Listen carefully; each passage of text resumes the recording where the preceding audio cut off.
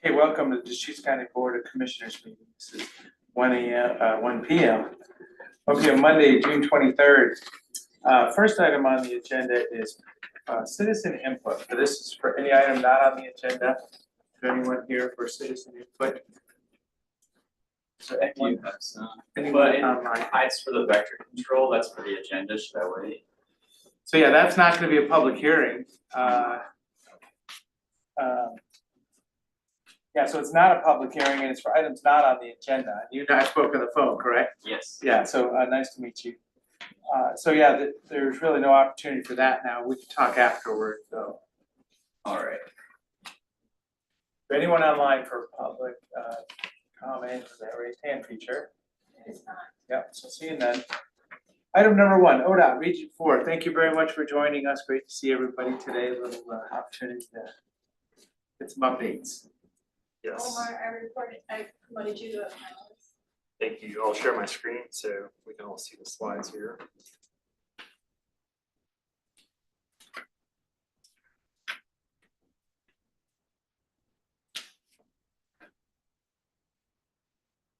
That works. Okay. Thank you, commissioners, for having us. My name is Omar Ahmed. We'll just do some quick intros on our side. My name is Omar Ahmed. I'm the Central Oregon and Lower John Day Area Manager here in ODOT Region 4. With me, I have Tiffany and Abby. So, Tiffany. Hi, Tiffany Johnson, Region 4 Manager with ODOT. And Abby Driscoll, the project manager here at Bend with a handful of county projects. So thanks again for having us here today. It's been some time since ODOT's been at a Deschutes County Commission meeting to talk through our project status. And that's what we're hoping to do today. I know we only have 30 minutes and quite a bit to get through, as well as I'm sure time for questions from the commission. And so happy to take any of those as we go. And the legislature's talking about the ODOT's future right now. Yeah, so it's been super quiet over there. Yes, so this is a little bit of how we're going to go through our slides today. Kind of historical context of projects. We scope our projects a couple years out. So just last year we finished scoping for the 27-2030 scoping cycle. So I'll talk a little bit about those projects on our 100% list. Keep in mind they all have a little asterisk next to them given how our funding turns out. We'll talk about projects in design, projects in construction, and then recently completed jobs just for updates on those. So jumping right in, for the scoping projects that are within Deschutes County, and that's another caveat I should make. The projects I'll be talking about are either directly Deschutes County projects or they're tangentially related, thought that'd be of interest. So we have 2 scoping programs I wanted to touch on. The first is ARTS, which is All Roads Transportation Safety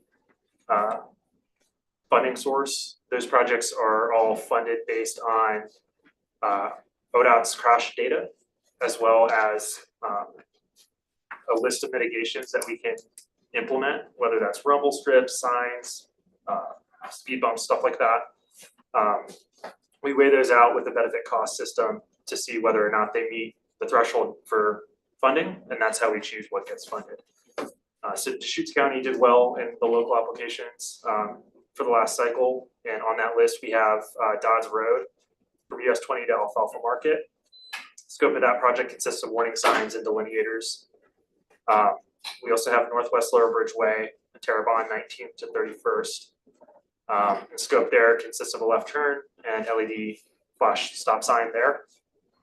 And then US 97 Northwest Galway to O'Neill Highway. This project's actually in design, and the scoping would have funded the barrier north of the intersection. And so we'll talk more about this project in our design section specifically. Additionally, so perfect example of a project in City of Bend, but of interest. This is US 20 3rd Street at Empire. I'm sure everybody's aware of the congestion issues at Empire and 3rd Street. That affects residents in Bend, but also Deschutes County trying to head down towards the mall area. And so that's also won a ops or operations program funding. So the scope of that project will consist of signal replacement at US 20 and or Third Street and Empire. A dedicated right turn lane to get from Empire to westbound 20. ADA ramps and pedestrian improvements. So are you just now saying that you actually will be able to leave Empire right there and go to Sisters? Because the way it is right now, if you get on that road, you are going to Redmond. So you're saying, Not from the Empire ramp, but from the light, you'll have your own right turn lane, so it won't take as long waiting at the light. okay, so then, Omar, there's another problem. What about the ridges in the highway? Now my pickup's tires are wider, so I don't feel it, but I confirmed it with the sheriff's office and they said, oh yeah, that road has serious bridges in it and it moves people's cars. So are you gonna address that? On 97 or? Yeah, on 97, right in there, that new highway that I put in, it has serious ridges in the pavement, asphalt, whatever it is. Okay, yeah, we'll look into that. We actually are planning on repaving 97 just north of the project, of the North Corridor project. But it's within the project, it's where the problems are. Understood.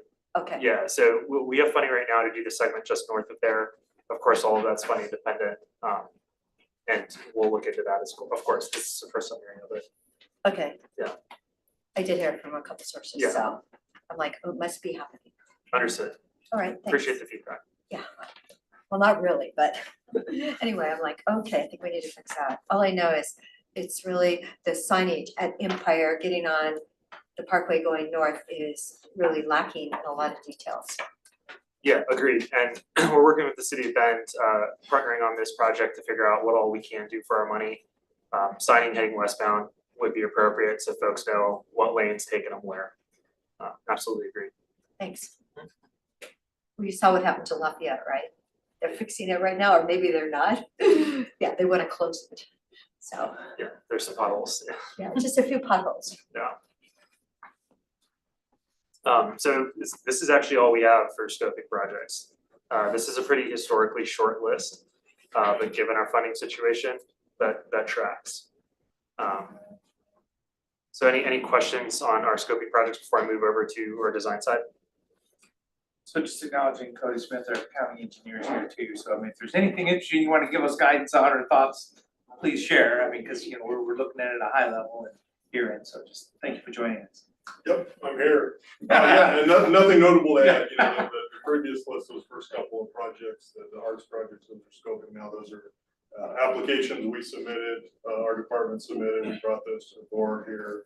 I believe that was a year ago, so we shared those projects with the board early on, like some high crash corridor safety projects that we identified through our screening, and going to be moving along through the scoping process now, hopefully to make it a step for the next cycle. Great, thank you. But yeah, those are actual projects on the county road.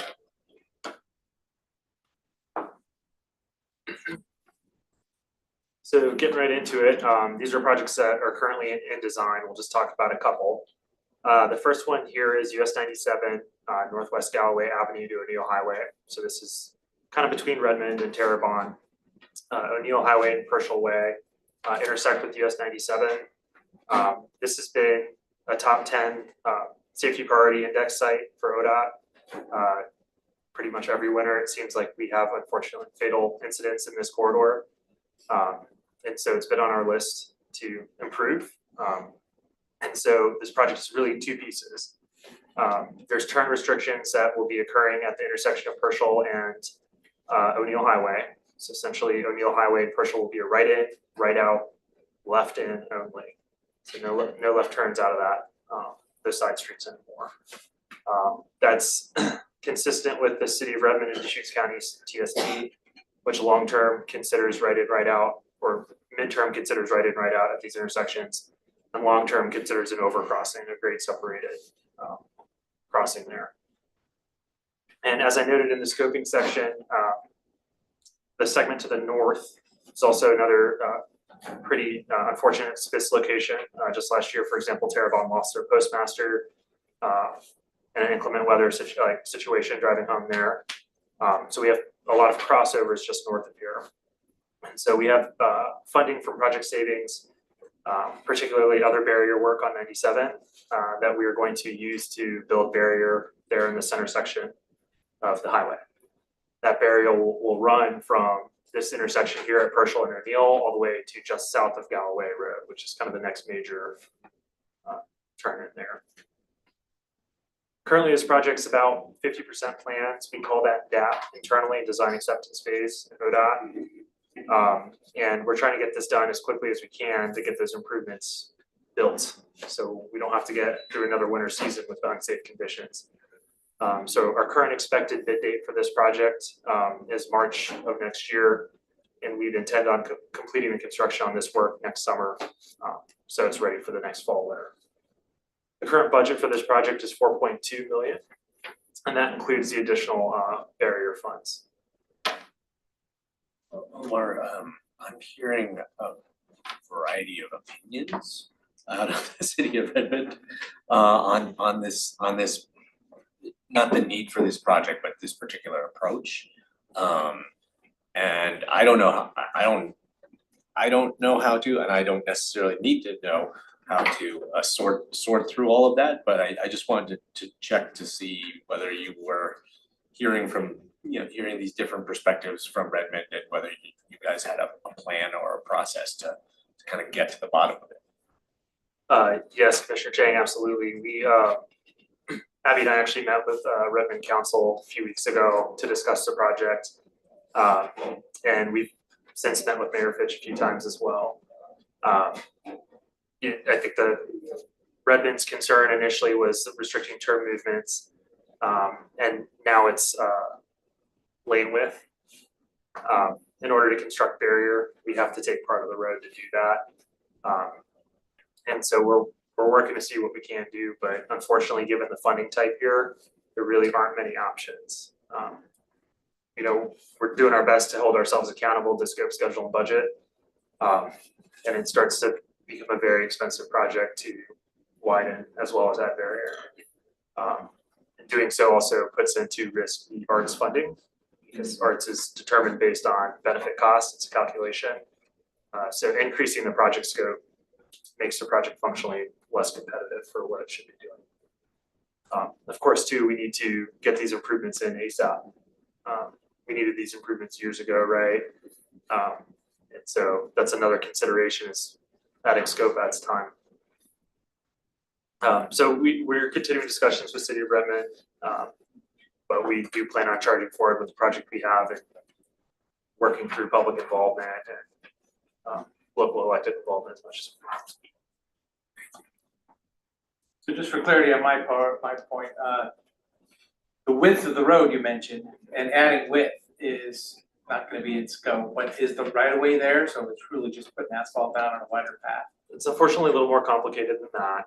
The right of way does exist for a good portion of it if you look at it from a bird's eye view, particularly in the southbound section. That right of way though is on a slope and very close to that quarry operations access roads as well. And so as you start to widen there, you have earthwork. We also have a irrigation crossing there at the north end. So we need to repipe their canal, deal with utility conflicts. If you look at a flat map, it looks like it's wide enough, but it's not, it's a complicated wide. It looks great from a Yeah, flat got map. it, okay, got it. See, that's what I'm. And so there's ways to try to be creative. It's pretty wide there on the north end, but on the east side of the highway is EFU zone land. And we have to be careful about widening on EFU zone land as well. So you start to run out of options pretty quick. Our kind of empirical cost for a lane mile is about 1.3 to 1.5 million. That's if it was as flat as the picture showed. Yeah, understood. So then, from the discussions with Redmond, and it sounds like you're working through it all, but that west side of Pershel, that may be the important, if there's any other choices, just because so much housing is kind of planned for that north part, and so they've already let you know that. Right? Absolutely. That was pointed out pretty quickly, right in, right out, but there's just, the traffic is gonna grow there, so you help qualify for a bigger improvement, because of that. Yeah, you're absolutely right, Commissioner DeBoon. there are a lot of homes there and alternative routes get tough pretty quick. That being said, one of the things this project changed was maintaining a left in at least, right? So our initial scope was right in, right out only. Abby worked with City of Redmond and made sure that we had that left in access to, again, going back to this lane width discussion. Yep. A lot of uses, and not a lot of space. But like down at the quarry, you know, when you get in the center lane to turn and go into that, operate on quarry, that is a nightmare. And I don't know how they actually get in the middle lane with their hay trucks and make that left turn, cause you know, whenever I get in there, I talk to them and they say, oh, you should try it with a hay truck. It's it is not wide enough, it's a nightmare there. So, I agree, Commissioner Darius, I'm sure it's scary, I personally avoid that cause people are intersection. going like 75 miles an hour and then you're trying to turn left and yeah, and Absolutely. it is allowed.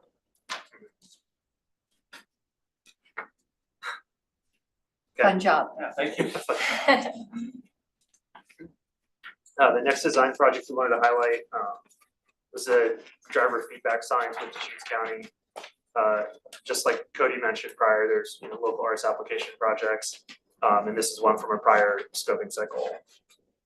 So the scope of this project is to install 24 driver feedback signs throughout the county. Key routes include Alfalfa Market Road, Burgess Road, Klein Falls, Day, Old Bend, Redmond. When I did that abbreviation, I was hoping I get that right.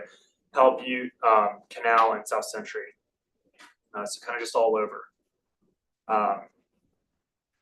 This project is actually a candidate for a new streamlined process that the feds FHWA has been asking us about, called PIF, Public Interest Finding.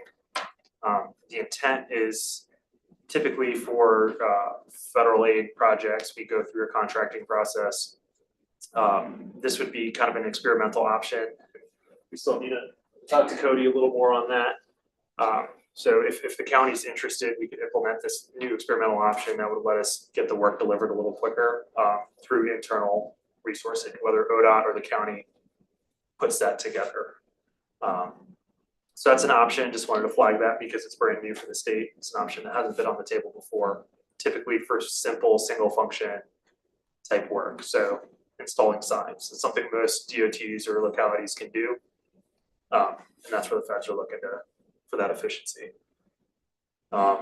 This is also currently at about 50% plans. If everything sticks on the traditional path, which is what it's on, the expected bid date would be January of next year. And then this would be constructed and installed through next construction season. The budget on this job is a hair over $1 million. Any questions on this? So you're actually talking about 24 signs then? 24 signs, correct. Okay, I know, I'm going like. Yeah. I know. I couldn't remember if I said locations or signs, but yeah. Yeah, you said that, so yeah, I drive on a lot of those highways, so, okay. So jumping into construction, which is a fun part for me, we'll start with the ADA projects and go to the other ones. So right now, these are current active ADA construction projects. When I say ADA, I mean curb ramp, sidewalk, things that are part of the lawsuit that ODOT needs to respond to. The first project on there is US 20 in Greenwood, 3rd to 15th. Again, this is within Bend city limits, but we do have scope and paving out past 27. The estimated completion on this project is end of this month. This is a situation where we were also able to partner internally with our maintenance folks. They came up with some funding and we got a lot of Greenwood paved. So if you haven't driven Greenwood recently, I suggest you do because it's the best it's probably ridden in a long time. The next one is OR 126 Redmond Prineville curb ramps. This is a pretty complicated ADA curb ramp project. The Prineville scope is pretty straightforward and easy, 1 or 2 ramps on the east side. But the Redmond scope of the project is pretty intense due to couplet downtown. Very congested, very busy area. The estimated completion for that work is October 31st, 26. Additionally, we have US 20 Sisters Bend curb ramps project that just bid a few weeks ago, got favorable bids, and that project will be starting this summer. Handful of ramps in Bend, but the most complicated portion will be in Sisters through the western part of their downtown. in order to minimize impacts to sisters and their commerce, we're not gonna do any of that work until after Labor Day and Sisters. So the estimated completion for this project is the same as other one, October 31st of 26. So were the bids actually less than your estimate? Absolutely. Great, so yeah, that's what we're hearing too. Yeah, it's been great. We hope that the administration is easy, because oftentimes those two things don't go together. But I'm crossing my fingers. And we'll take the savings all day. Those same savings we've seen on our US 97 barrier work. We'll talk about that here. But that's phase 3 of our barrier project between Bend and Redmond. Bids came in very favorably. We're excited to see that. Are you saying like maybe 15% lower or? That's about the scale, yeah. Okay. 15, I wanna say it's between 15 and 20, actually. Okay, that's kind of what I was thinking. Yep. On these ADA projects, I'd also be curious how much you compare notes with the cities that also have court-ordered compliance that they have to meet, in terms of ramps. Like, are the ramps pretty much the same between the city and the state, or are there key design differences? And and then to get to cost, I'm curious whether you have whether you're delivering at comparable costs or it's really different. Yeah, so we check notes quite a bit, particularly City of Bend has a lot of ramps they're getting through too. The question about design is complicated. The design requirements are functionally the same.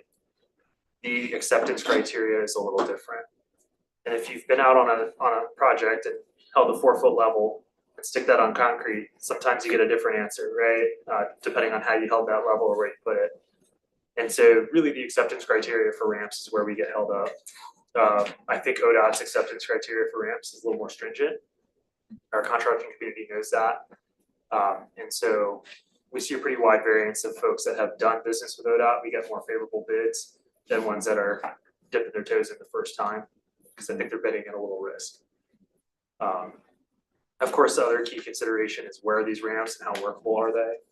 Oftentimes our ODOT ramps just tend to be a little more expensive because they're on higher traffic roads. So the work zone around it has an inherent cost to set up versus maybe a smaller city neighborhood street. So I do think ODOT pays a slight premium versus localities, but hopefully we're getting the same product, at least for the sake of the lawsuit too. Thank you.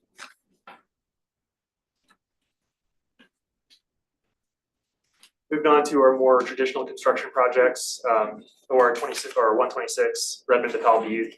This project's been ongoing for over a year now, so we're getting pretty close to complete.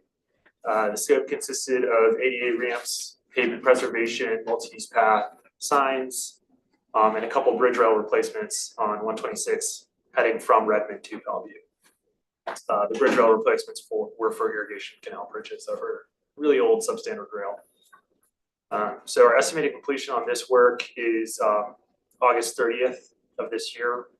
There is risk that we take another season, depending on what our crews get into for the second bridge rail replacement. That bridge rail is on 126 east of Redmond as you're heading towards Powell Butte. They start pulling the rail back and seeing that they can't retrofit, they might have to do a replacement. And so we'll find out. One of the nice things about that is that our contracting industry has been evolving. And so we have more precast contractors on this side of the mountain than we used to. And so that gives us favorable costs for that type of work.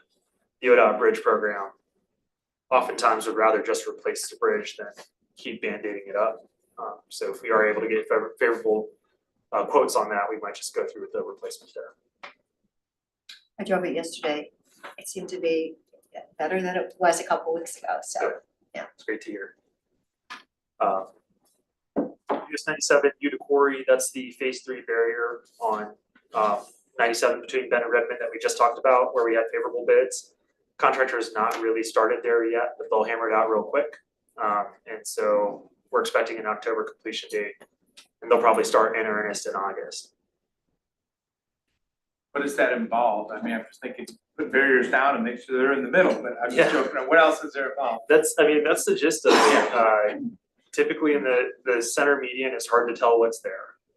Oftentimes, we worry about the travel lanes, right? And so because the median's not a travel lane, it might have a thinner pavement section, it might not have the same base that a travel lane would have. These barriers don't weigh a lot compared to tractor So trailers. just prepping the base. It's is prepping kind of the base. Yeah, is the other variable. Restriping goes with it too. We generally, sometimes we pin our barriers too, depending, and usually 3-4 foot long dowels that go into the earth as well. So it's kind of, you pick it up and see what you find. And then kind of last small construction project is the US 20 culverts job. These are culverts really east of Bend city limits, headed down US 20. They're generally irrigation canals. Mostly we're lining them, repairing them when we can, replacements when we have to. That project's scheduled to be completed at the end of the year. That one's of course subject to irrigation turn off to get a lot of the work done. Then the big one here, Terrebonne. If you've driven through there, you've seen all the work going on. Obviously, this project was also impacted by the evacuations over there by Crooked River Ranch as well last week. So our folks helped with the traffic control and making sure folks from the community could get out safely. I'm sure everyone's familiar with the scope, but it's constructing a large interchange there at US 97 and Lower Bridge Way. And then way oversimplifying numerous improvements on 97 and 11th, including pavement reconstruct, 88 ramps, widening, pedestrian crossing, a couple transit stops, sewer work, utility work, signing and striping. So this project is scheduled to be completed on September 30 of next year. And it's been a lot of good partnership with Deschutes County to be able to get this done at all. So we really very much appreciate that. I mean, the fact that we're putting in $11 million into That's it. what I was referring to. Yes. Well, and yeah, I want to, thank our road department leadership, but also the guidance of, leaning into this to making sure it just doesn't stay on the shelf was very important a couple of years ago. Because that could have happened and then it'd be maybe on the list of things to do someday and then it gets risky or whatever if it'll ever happen. So yeah, we dove into it, leaned into it financially, but with a good partnership, especially for Terrebonne itself. And then some of the utility crossings that got discussed for the sewer system that supported us. Yes, absolutely. Chris and Cody have been great, especially on this. This is a House Bill 2017 project, yes. Correct. And just I became a commissioner at the point where all the negotiations about what was going to be built in Terrebonne and at this spot were already completed, but the design that ultimately was selected is going to be very helpful with making Lower Bridgeway crossing much safer.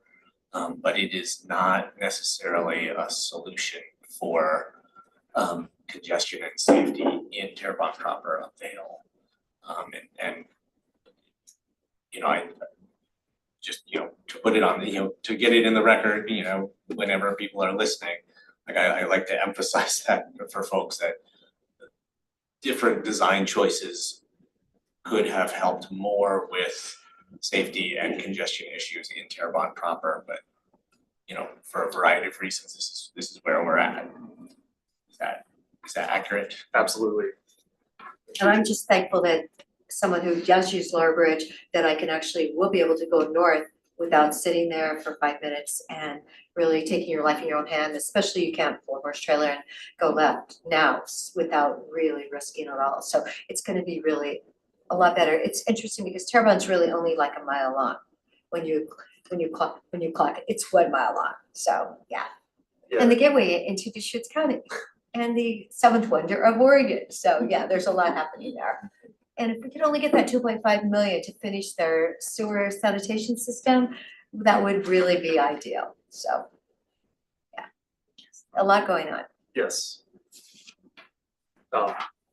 being mindful of time, I'll push through here. These are just recently completed. I just wanted to note that they were recently completed, kind of big jobs, and let everyone know what status was, right? US 20 at Locust Street there in Sisters, that's completed last year. It's functioning great. Community really likes it. There's a little concern over visibility for pedestrians, but generally speaking, if you live off of Locust, you love it. That's my understanding, because you can actually go left now. You can go left. Yes, and so that's great to hear.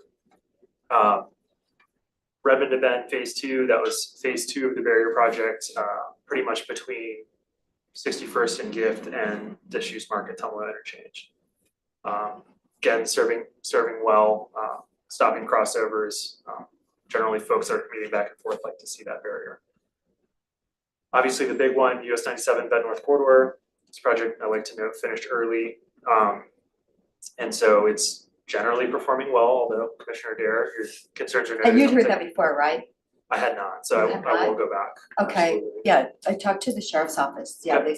they said it happens to be a tire size issue. Okay, yeah, we'll look into that. Thank you. I will note that the speed beat, so this did not have a posted speed until 2 weeks ago. No new highway will, per ORS, we have to do a speed zone study.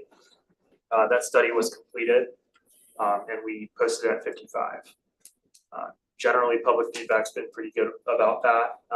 It is a transition area into the more urban sections of the parkway, but we do have wide lanes, wide shoulder, so folks were driving pretty quick. I mean, like 65, yes, yeah. Yeah, I'd like to think that's all it was, and so, Or plus. right. So it's good to see actual signs on there now. I just wanted to note too that we are managing claims with our design builder, so for full transparency, we're going through that now internally.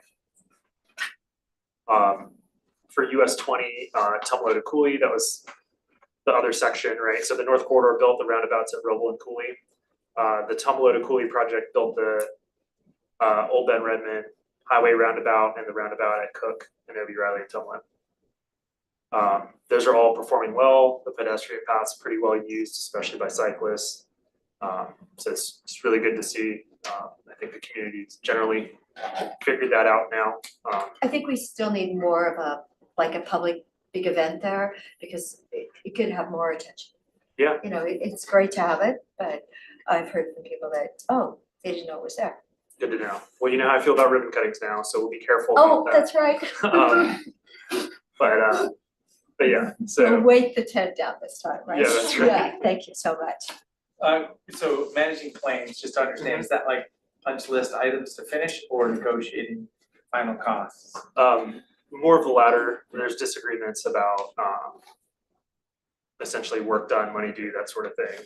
Being careful because it's attorney-client privilege at this point. Yeah, no, not a problem. But I was yeah, just wondering, yeah, more little project work It's- or just, yeah. it's dispute with the Yeah, not a contract. problem. Yep. So yeah, that's all I had. This is our contact info, and of course, anytime anyone has questions or comments for us, we're all very responsive. Appreciate the time. Appreciate the partnership, continued partnership with Deschutes County. So thank you. Sorry you waited so long to come in. It's Me great. too. Yeah. Well, yeah, as I say, the legislative session, you know, so this could be the beginning of, yeah, and it is, the next phase of whatever we're gonna do. So we just don't know how well it's gonna be funded or how it's being funded. Of course. I was gonna wait till the end to ask Cody if he had any input or thoughts or anything to share. What he said. There you go, there it is. So you all work very closely together to kind of plan and implement projects. Yes. Thank you, Omar and Tiffany. Thank you. Have a great I'm day. happy. Thanks.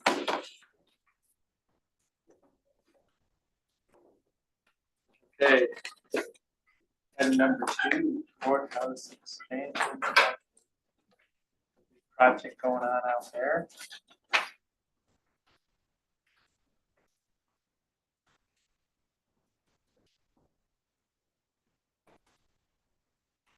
Welcome back. Good afternoon. So just introductions, I'm Eric Nielsen, with the Facilities Department, Capital Improvement Manager. Corey's the fence contractor, senior PM. So we are here for our monthly courthouse update. For presentation. Feels like it's going fast now. We just saw you. Told you, it's gonna Yeah. go quick now, so. Yeah.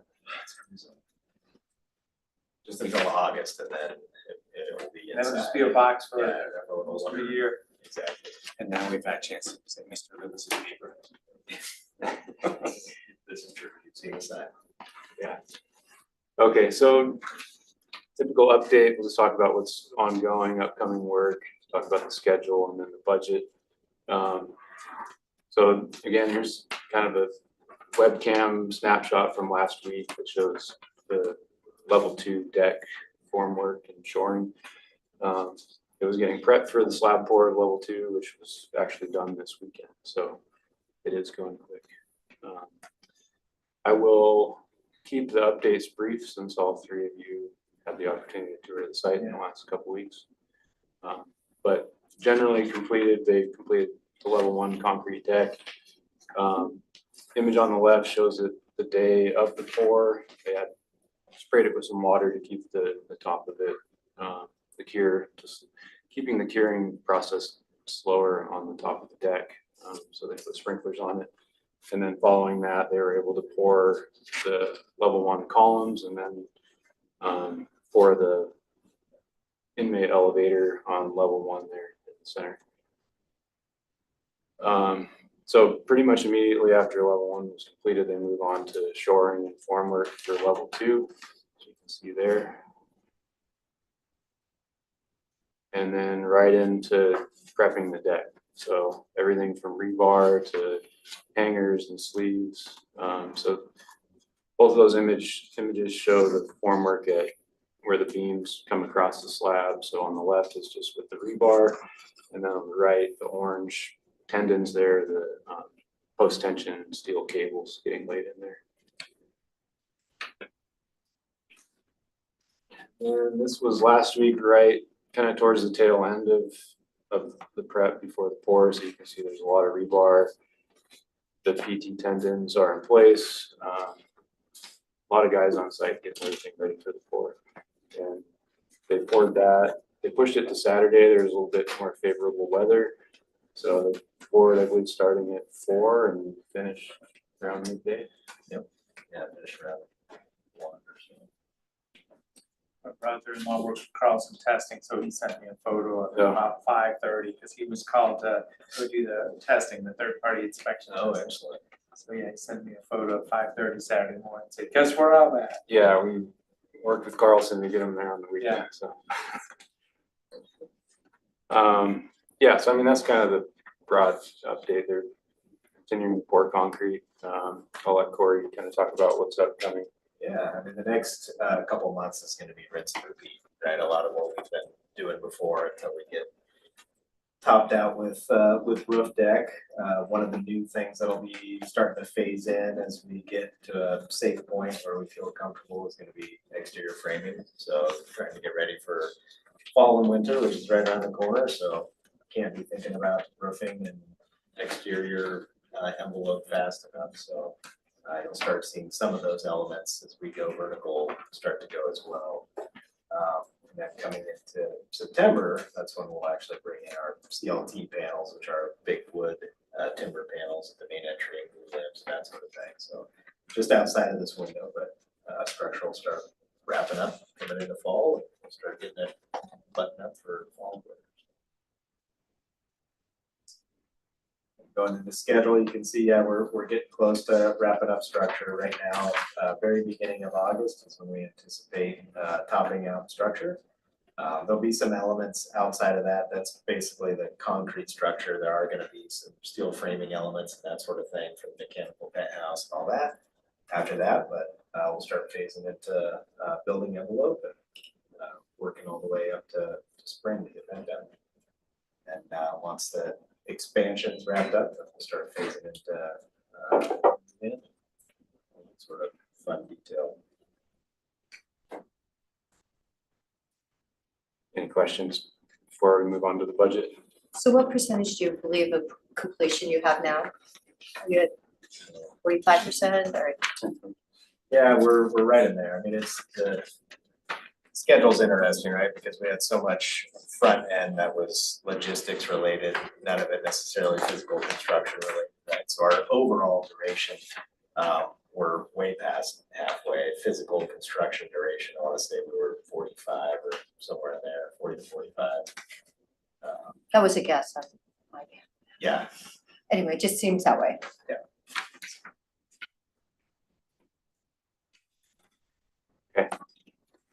Okay, so full budget. And you guys were sitting here when ODOT was making the remarks that bids are coming in 15 to 20% less. So, Yeah, but it's- most of we've already, signed the dotted line for a lot of things we're gonna be doing? we did rebid a pay package. We which did. We saw the fruits of that, a lot of coverage, so subcontractors are hungry right now, so. Also depends on timing, you know, when you go out to bid. If they're really busy or they're not. Yeah, especially earthwork, you know, you start getting to the middle towards the end of the year for the following year, people start getting excited to book up, you know, for the next year, so it depends timing wise too. Okay.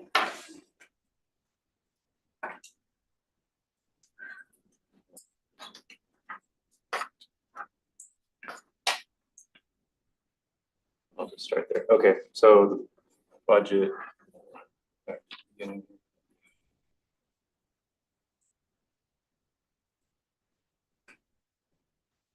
Okay, so changes since the last update, starting off with Pence's contract.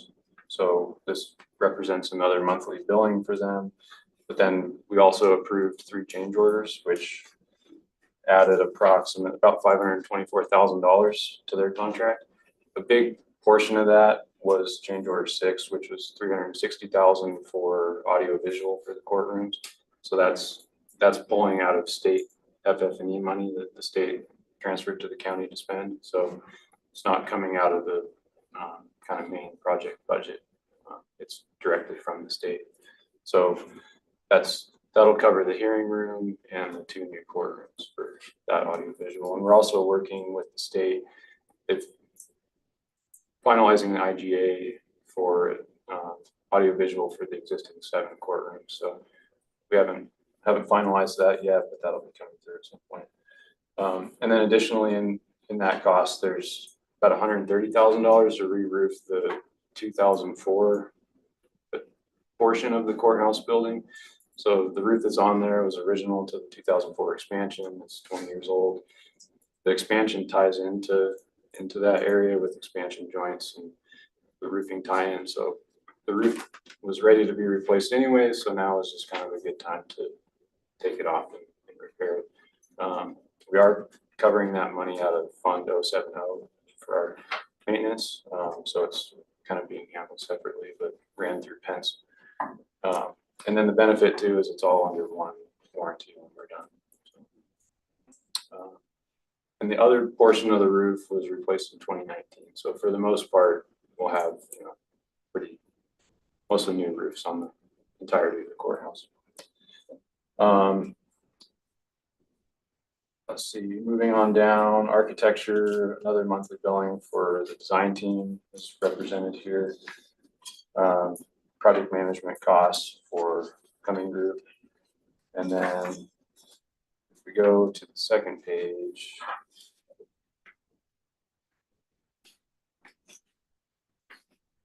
So right on top, there's the FF&E. The previous budget was $650,000, and you'll see that we pulled the $360,000 out of that for the state's FF&E and brought it up to Pence's line item. And then some under miscellaneous buildings and grounds, we had about $4,000, $4,600 for the window testing on the mock-up. So those are the changes. Are there any questions? So what about the rebid on the painting? Does the county get any of that benefit back, or does that just stay with you all? Well, the good news is we were on budget still with where we were at before, so as opposed to where as if we bid it out a year later, we would have expected things to go higher. We actually got better coverage and we were able to come in on budget. So the reason we rebid it was we had light coverage before, and we really didn't feel like we had the right partner.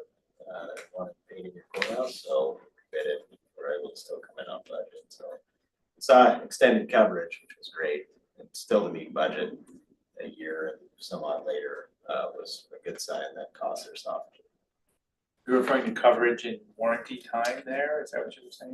Coverage in the sense of originally when we did the package, we had just a couple of bidders, and this time we had 7. We had Okay, so a lot just- more coverage Just the of industry. the industry bidders, participating, correct? Yeah. And it was a full public bid process. Yep. To do that, right? Yep, advertised and that sort of things. What happens to your the contract you've already negotiated when you go back out? Nothing specifically, right? I mean, the idea is that effectively it's the lowest responsible bidder, right? So there's a couple elements to that public process, right? Not only is there who's the most cost effective, but it also has to be somebody that can perform on the project, that can meet our requirements for safety and quality and all those things.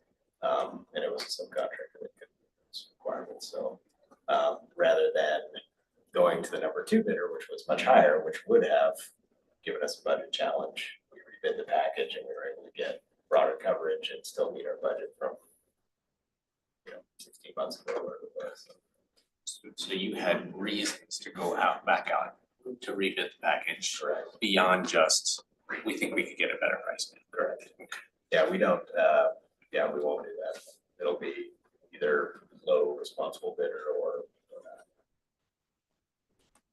no, good question. Looks like we're all set here. Good, thank you so much. Thank Sure. you. Thank you. We'll see you in a month. All right. I'll report. Yeah. Or right after. Item number 3, our Four Rivers Vector Control District operations review. Board of Finance. Yeah, good afternoon, Commissioners. Dave Doyle, County Council.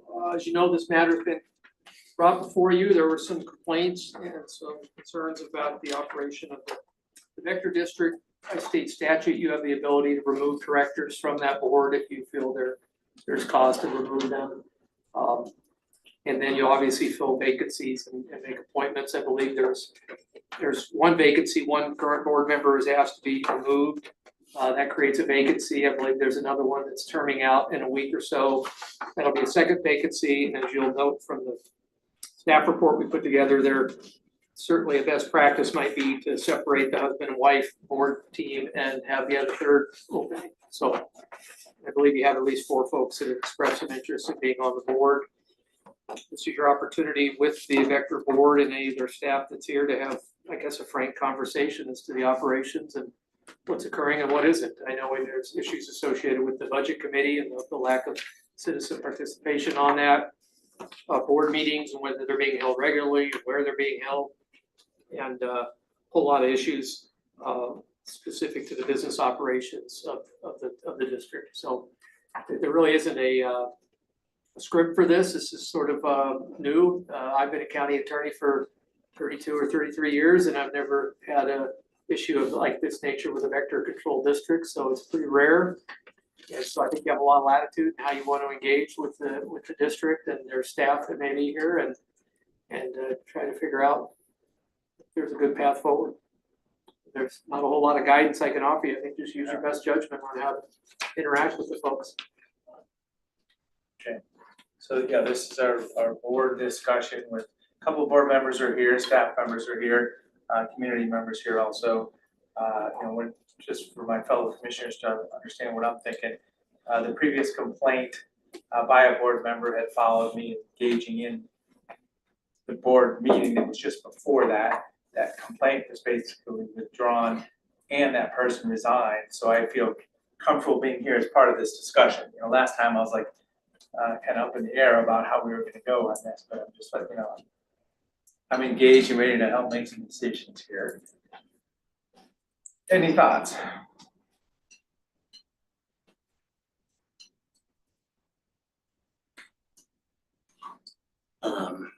Well, I will start by saying, going back to the, to the complaints, it seems like that is pretty much resolved at this point. I mean, the parties have had discussions, there's been an apology written. The board member who had the greatest concerns is now exiting the board.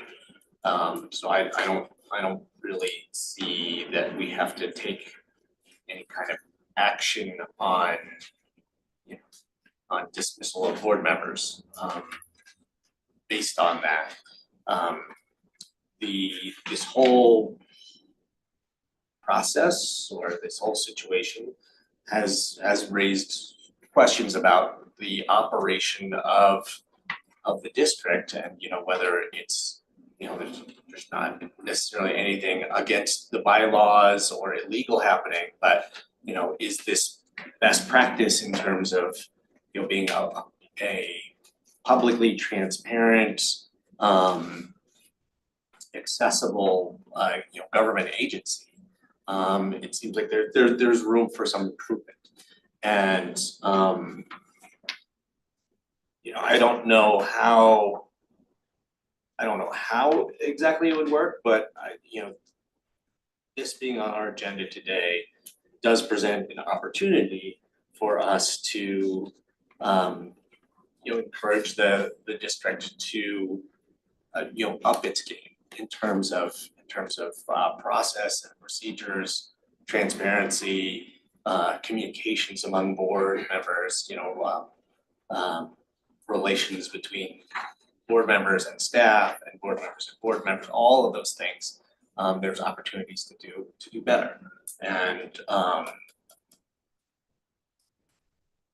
just appointing new board members could help make that happen, or it could ignore those opportunities to make the district stronger and more transparent and operating, better operating. So but there's a lot of things that we're discussing here today. Appointment of board members, the kind of initial complaint, in my opinion, the complaint, then we can set that aside and we can just discuss how do we help the district do even better, and B, which board appointments might support that goal the best. That's my opening comments. And last question, Karen. Yeah, it's not a good idea, it's not a good practice to have a husband, wife, and daughter-in-law, the office manager, the husband and wife serving on the board. Clearly, it's not a best practice. So I would hope we could make it a better practice in the future. I can tell you, I'd like to go down that path of breaking up that situation with husband and wife, and I know you both, and I've been to the meetings, right? And as I say, we can get engaged here a little bit with current board members if you wanna talk, or we'll start making decisions here. I don't know how we wanna. Well, can I start? Yeah, Can I start by, go ahead and sit up and say that.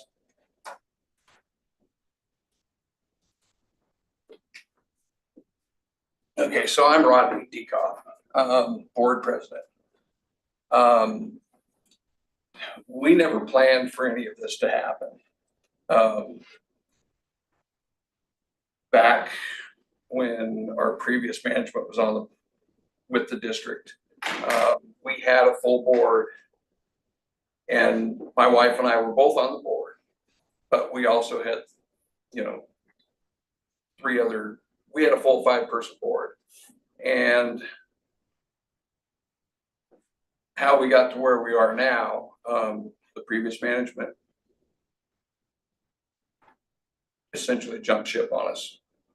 And all at the same time, we lost 3 board members. So we had myself and my wife that were still current board members, and Miles, and who's our district manager, operations manager.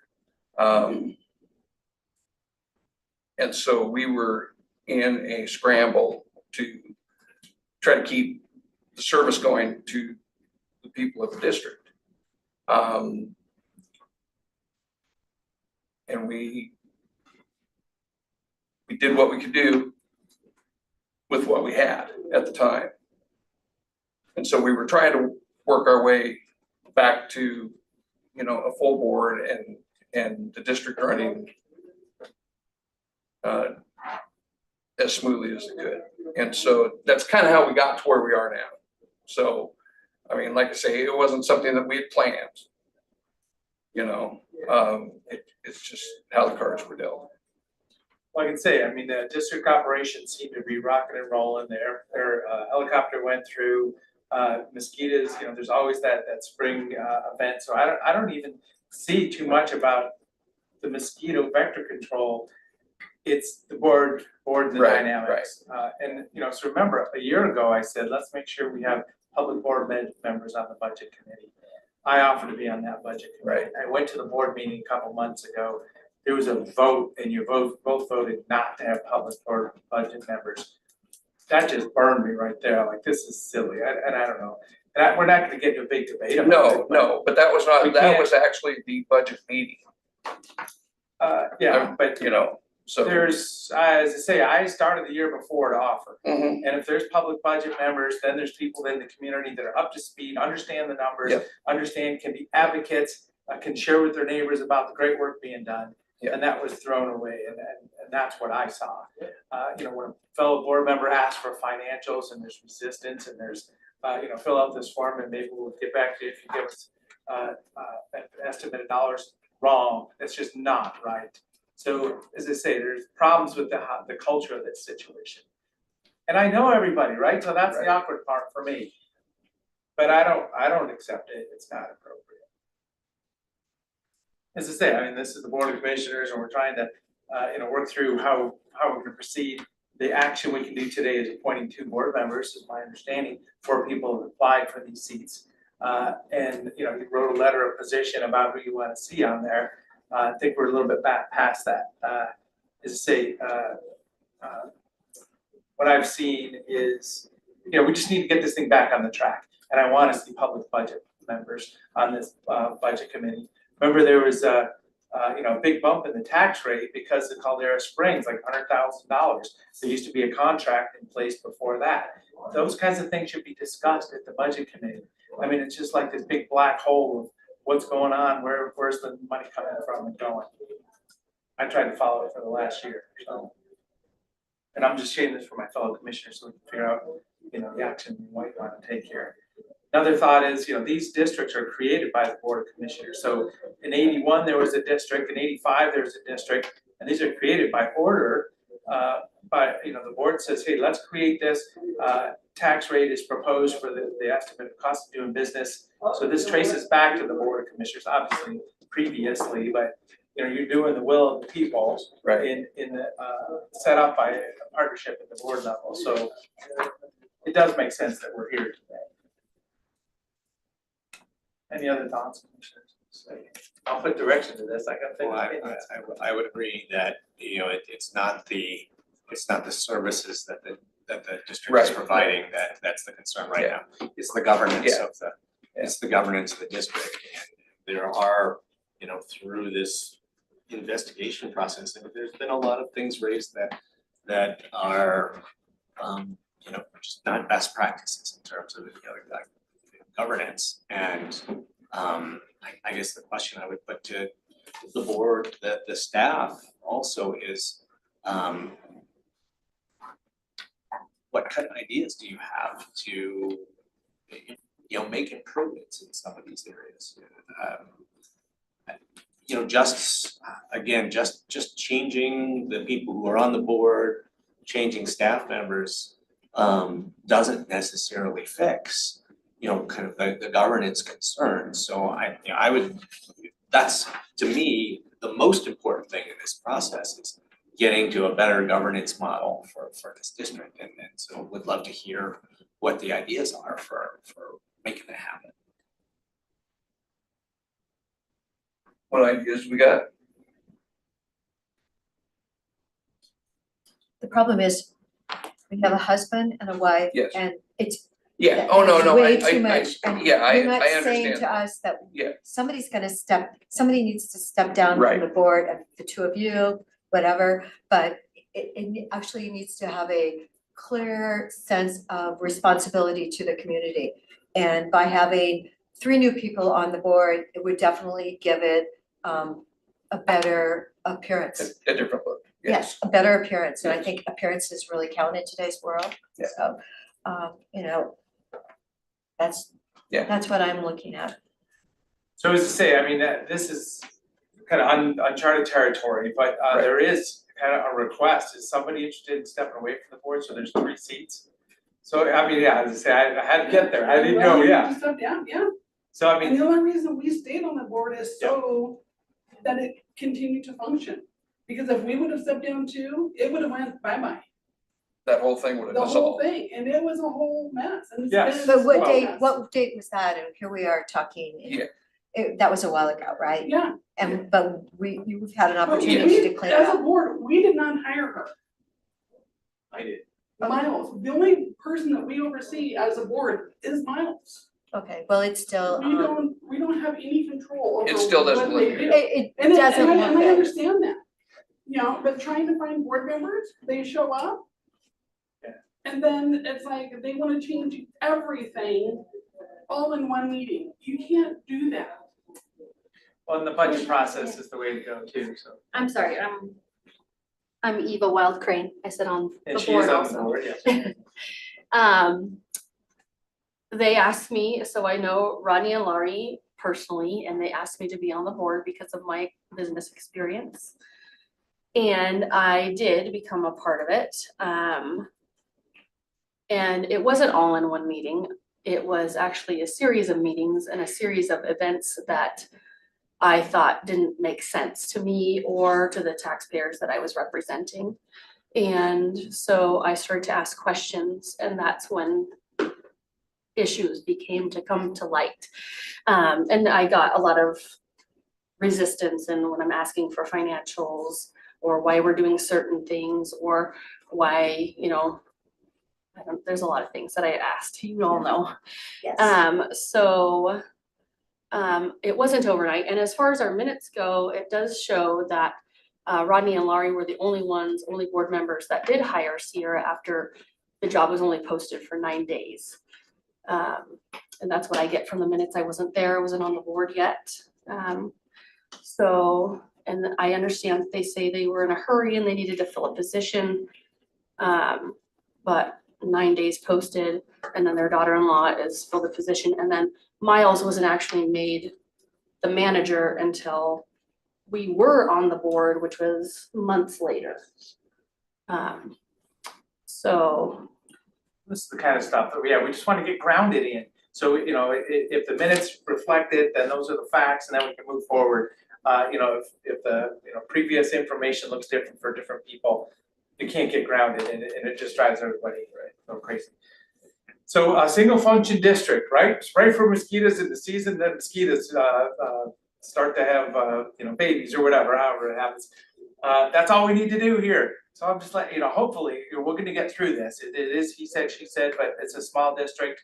And if we need to resolve something and go backwards, let's do that. But today, you know, hopefully we can make some decisions to put direction to this. Why do we have to go backwards? Why can't we just go Well, forward? that's my point. I don't know if we have to, yeah. I mean, I would like this to focus on going forward, and you know, I just wanna say, I appreciate, you know, small districts, big, you know, major turnover in staffing and board members, limited capacity, you know, I mean, you know, this is a small district, like, you can't expect everything to go perfectly all the time, but that's what circles me back to this focus on, you know, what do we do to fix the governance moving forward? And it's more to me than, oh, we just need to change the board membership, so that we don't have this, you know, family dynamic anymore. I mean, these stuff like, you know, having it really clear how the budget committee works, you know, having it really clear that, you know, board members, you know, whose responsibility is oversight, have the right to see financial information. just basic things like that, we need to get a good governance process and structure in place so that, you know, people who are asked or, you know, who step up to serve as board members, you know, can do their job. That's my key concern. Because it is a responsibility when you do put in your name to be a board member, you want to be sure that you are hearing exactly what is going on with your group. It's a very small, 5 board members? It's an incredibly small group to be running something that's having, what is another couple $100,000 because of another contract that you guys are now covering for Caldera. So I just feel like people with separation, they're not all related, it's going to be much preferred in today's world. You know, Well, and we can- transparency. Yeah, I think we can go Accountability. forward here, as I say, there may be questions in the future, but that's not for today even. So setting up the board for the near future, July 1st, June 30th is the way to go. So, as I say, Laura, you did raise your hand, you I offered did, to. you know, as a board member, it has been frustrating for me because we have to follow rules and regulations through the county commissions and through the county, but we also have to follow stuff through SDAO. And it was really frustrating when we would reach out to you guys and ask you a question, you're like, well, I don't know, we don't have a policy for that. We reach out to SDAO and they said, oh no, you can't do that under this. But you guys had no clue that SDAO had a policy that we had to follow. So as I say, somehow, That's the frustrating part. And this whole thing. SDAO doesn't have governance responsibility. You have contracts with them for insurance and whatnot. But we still have to follow some of their stuff. Right, and that's contractual, but they're not providing you governance advice. That's not their function. They provide insurance. Maybe some HR services if you ask them, but that's kind of what their function is. And the county commissioners have very limited oversight as well. It's not something they necessarily want or went looking for, but the statute provides that they do have some level of oversight. And I think at the end of the day, what they're trying to do here is to just kind of evolve the district from kind of, and I don't mean this in a bad way, kind of a mom and pop operation to more of a professionalized operation. And quite frankly, bringing on Caldera as part of your taxing district guaranteed that that was going to be on a fast track. You're bringing in a clientele now that's going to have, I think, different types of expectations as to how a district's going to be run. And so they look at just the optics, and if they knew the history, they're not going to question that you folks put your blood, sweat, and tears into keeping the district alive and operating. They just see husband, wife, and daughter-in-law and go, what the heck? Yeah. Okay, and they're just trying to find a middle ground here that works for everybody with the limited oversight role that they have. They're not trying to micromanage. It's your business to run the darn district. But there's a statutory provision that when people make complaints, they have to look into them and potentially can remove directors for cause. Can I say something about the whole Caldera thing? The way I understood it or understand it is we have been servicing these people. It's not a new contract. It's nothing new. It was It's, their new houses. those people never got taxed from a certain point on. All the new development in Caldera was still getting the service, but they never got taxed on that. Right. And then all of a sudden, we hear, okay, well, you guys are getting X number of dollars, whatever that number is, from the agreement Deschutes County made with the residents of Caldera that weren't being taxed because they were supposed to be getting taxed and they only went back 5 years or something, if I remember right. And so like I say, we were still servicing them. They just weren't paying for the service up until last year. Right, well, When we started. Now they're paying and Now they're and paying, they have some but expectations. it's not like it's a new contract, the way I understood it. So anyway, I wanted to. But there's ways to get real clear on that. I mean, to understand each penny and where it's coming from. and where it's going to. Right.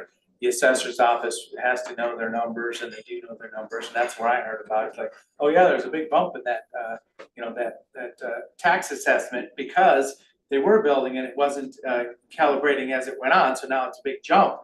Right. So there's more money to be had and the Yeah, but service level. we're not getting it all at once. We're getting it I don't know. No, we're not It would have getting been it, great we're to not, learn we're about it not in the getting- budget meeting. well, we're not getting it all at once. The assessor would have come in and explained it to 10 people, 5 budget members and 5 board members, and everybody could have understood it, but that didn't happen. Right. And I'm here to help, so. Okay, So can I make a motion today then, or So- people, or are we just talking today? No, yeah, we need, so usually we receive a letter saying, please point this person to this board for road districts and this district. Remember, the other thing that happened a couple years ago, we determined that it is a vector district, we're putting something in the environment, and it's required by statute that there's an annual meeting where we all get together, and it's kind of after the fact usually is what we've been doing the last few years. But 10 years before that, I never even knew about it, so that, nobody knew about it. right. We weren't having joint meetings. Yeah. But I support appointing board members today. If we wanna make an official resignation, we might be doing 3, so that's acknowledging that this could be Let me make, structural. I would like Eva Wild Crane to be reappointed, and I would like to appoint as a new member Stephen Emerson. And then if we have another one, but I didn't hear anyone stepping down. So acknowledging 2 seats that we knew Right. before this meeting Right, and 2 appointments. because Eva, you did say you would continue on the board, and I think having your continuity is really appreciated. Yes, ma'am, thank you. Do we want to add a third before we, Well, they haven't Before said we- that somebody's. Well, Actually, Jim Close was very interested in joining, and he has lots of experience running the small districts. And if I have any input, I would like him to take my spot. Well, that's what I was thinking, maybe we'll separate 2 and then have a discussion for the 3rd seat. okay, we can do a motion just for those 2. I'll second that motion. Okay, been moved and seconded, so this is appointing 2 people to the existing one expiring and 1 open seat for the June 30th. Any other discussion? Seeing none, Commissioner Adair, Yes. Commissioner Chin, Yes. and I will vote yes also, so there we go, now think of it as a full board, but now we've asked for, one person to be, you would be voluntarily leaving that seat midterms, because that'd be for June 30th. So you want to kind of officially acknowledge that here? Sure, yeah. Okay, so that's board members, so that'll give us, Voluntarily step down. and thank you for your service. So then, but also, would you be interested in being back on the board, because you haven't applied? I mean, I can. Yeah, so that's why I wanted to separate these 2, so that, this is Amy Barner. Right. Which at this point in time, I would like to say that that's actually a conflict of interest, since she's employed with our bank, and according to the bank's handbook, it's actually not allowed. Well, that's good we're talking this through, so think about this as a public district. And you're saying that her employment in her bank, that's not a conflict at the board level.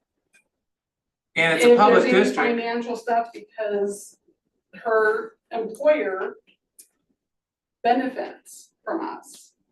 And according to her handbook, through her employer, but does it say that's separate from this it's not board? allowed. That's separate from this board. I mean, the board, if they're an elector in the district, person that lives in the district, that's appropriate. And then if you're working for an employer that says you shouldn't be on a board in your local community because you're gonna see the finances, that's a whole separate deal. I would support that. But also, it's a public district, and that's why, that's the heartburn I had originally. It's like, hey, especially a board member, any of the 5 should be able to see all the transactions, and it's a single purpose district, pretty simple. I remember when I first got started. I would think you'd want to put some things in place like, the person at the bank who might be receiving certain transactions shouldn't also be originating them on the other end, signing checks or doing things like that. That's You know, exactly what it is. Yeah, We're I not mean- allowed to make a deposit for you, which I don't. Right, but I mean, just knowing, the financial information of the district should be publicly available to It everybody. is, I mean, it was never and- denied to and them, that I- they you were know, I wanting understand that- copies to take home. yeah, I understand that the district is saying, it costs us money to produce certain kinds of public records, but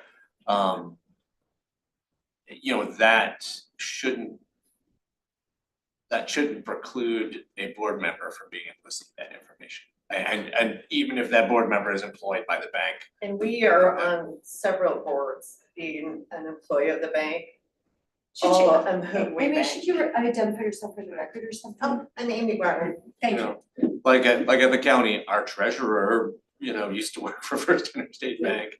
And, and now kind of oversees, significant interactions between the county and First Interstate Bank. And there's adequate controls in place to, ensure that there's no, nothing fishy going on. So that's. I'm Just looking for the over. record, they were never denied access to the receipts.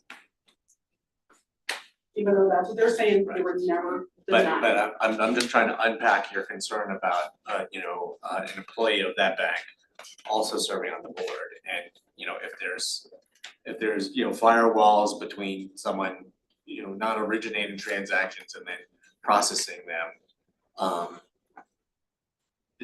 I don't think that there should be any issues with just seeing the financial information. And that leaves aside the whole question of, how do you get the transaction information, how do you get the financial records to somebody and, whether it costs money or not.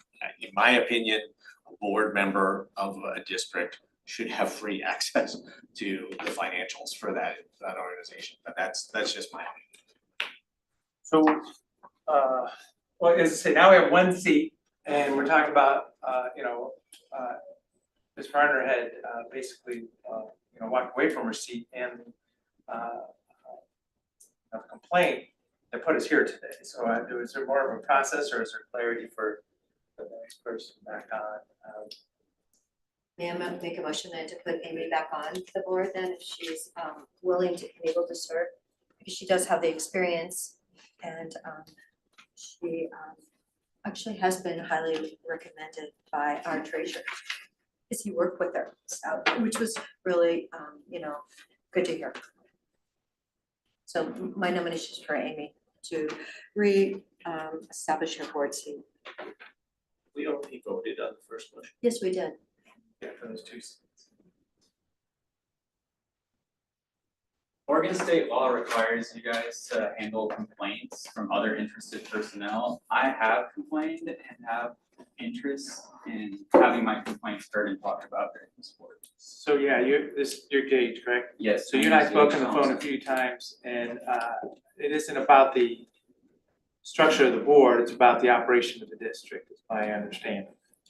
According to my complaints? Yeah. No, my complaint to you is about the protection for private property owners not wanting to be sprayed with toxic chemicals. Well, and that's the category I just defined, the fact that the operation of the district and not the governance of the district. So you and I, we've talked about that a little bit. So this is the governance of the district. Yeah, but I feel like this is a scapegoat situation Oh, no. actually, where you guys are blaming a family, which is really offensive to me as a private property owner actually, because families are what are the bonding structure that holds society together. Okay, yeah, so we're not gonna engage in disregarding this. the real No, thank you issue. very much. Let us proceed with what we're doing here. Thank you. I guess the other question is, like, I was not tracking that you had lodged a complaint. I have filed with you. I don't think I've received notice of that from county staff, so, I mean, at the point where we receive a complaint, county staff does a certain amount of work, brings it to the board, and then, we review those, but I am not aware of a complaint that's been filed from someone of your name, So, as of now. Commissioner, this is an operational complaint. We don't want to probably, I don't want to try to look over the shoulder of an operating district to tell them how to do their business unless it's out of bounds of, legality.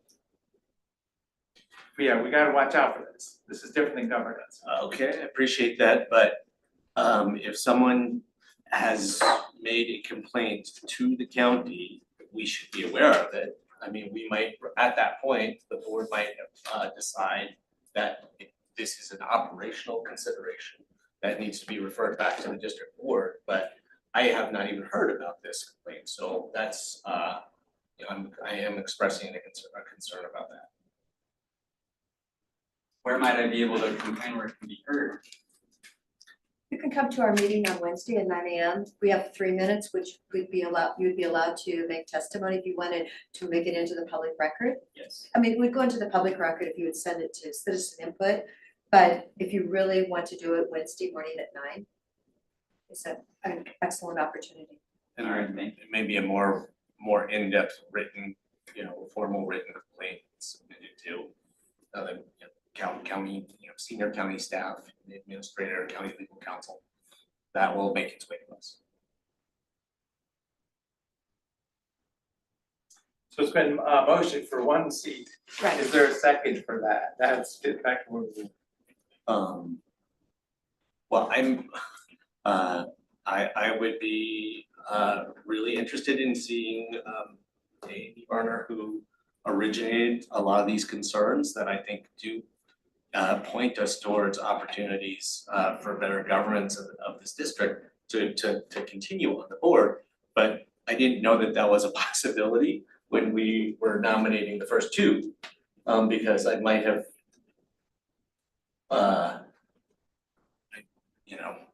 I thought basically that there was only, after appointing those two, I thought there was only two options left.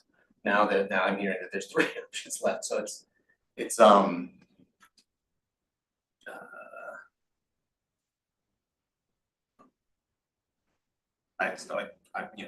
in the ideal world, I would love to revisit the first two and talk about all 3 together, but we made a motion, we voted, and so I don't know what to do about that.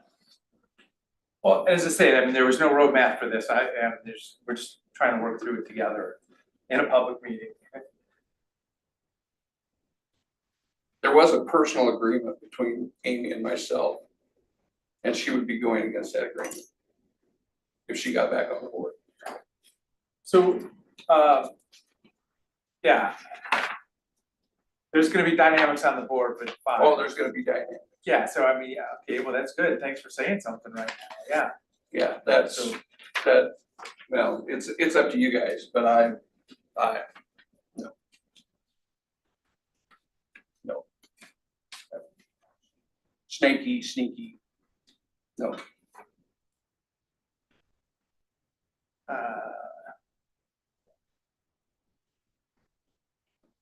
Well, so I support this situation, so I will second it, so I'm just letting you know. So that is making a statement and it's moving this forward.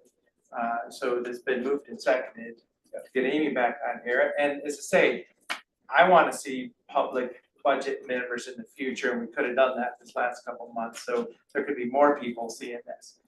But with that, there's been a motion and a second. Any other discussion? Get it to them. I'll support that. I just would have, I wish we could have given more serious consideration to Dale Fuller's application as well. It puts a lot of money into the counties too. Well, yeah, understood. Well, and this is moving it forward today. Three seats, so So how are you able to be a part of this now when before you weren't being a part of it because you were? let's get. You excused yourself before because of a conflict of interest, because of Amy, and now all of a sudden it's not a conflict of interest for you? So that's, if it may look like that from your point of view, I mean, how can I be conflicted? I'm a resident in the area, I'm a commissioner. So then how I want was it the a board to have- conflict before, at the last meeting that we shut up at? I Then didn't you ask her to excused yourself. resign. I didn't ask her to resign. I talked on the phone with a lot of the folks in this room, so, yeah, I mean, I don't see a conflict.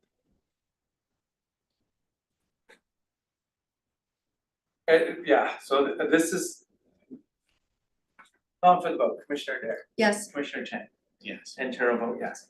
So that gives you a 5-person board. Please proceed, do good work, spray for mosquitoes, help manage. I offered to be on the budget committee a year ago and I'm available still. And I'll get public budget members to join us also. So, Thank you, commissioners, for your time. thank you. And for clarity, the way you did it, I believe the seat that Amy is taking is the current seat that was just vacated.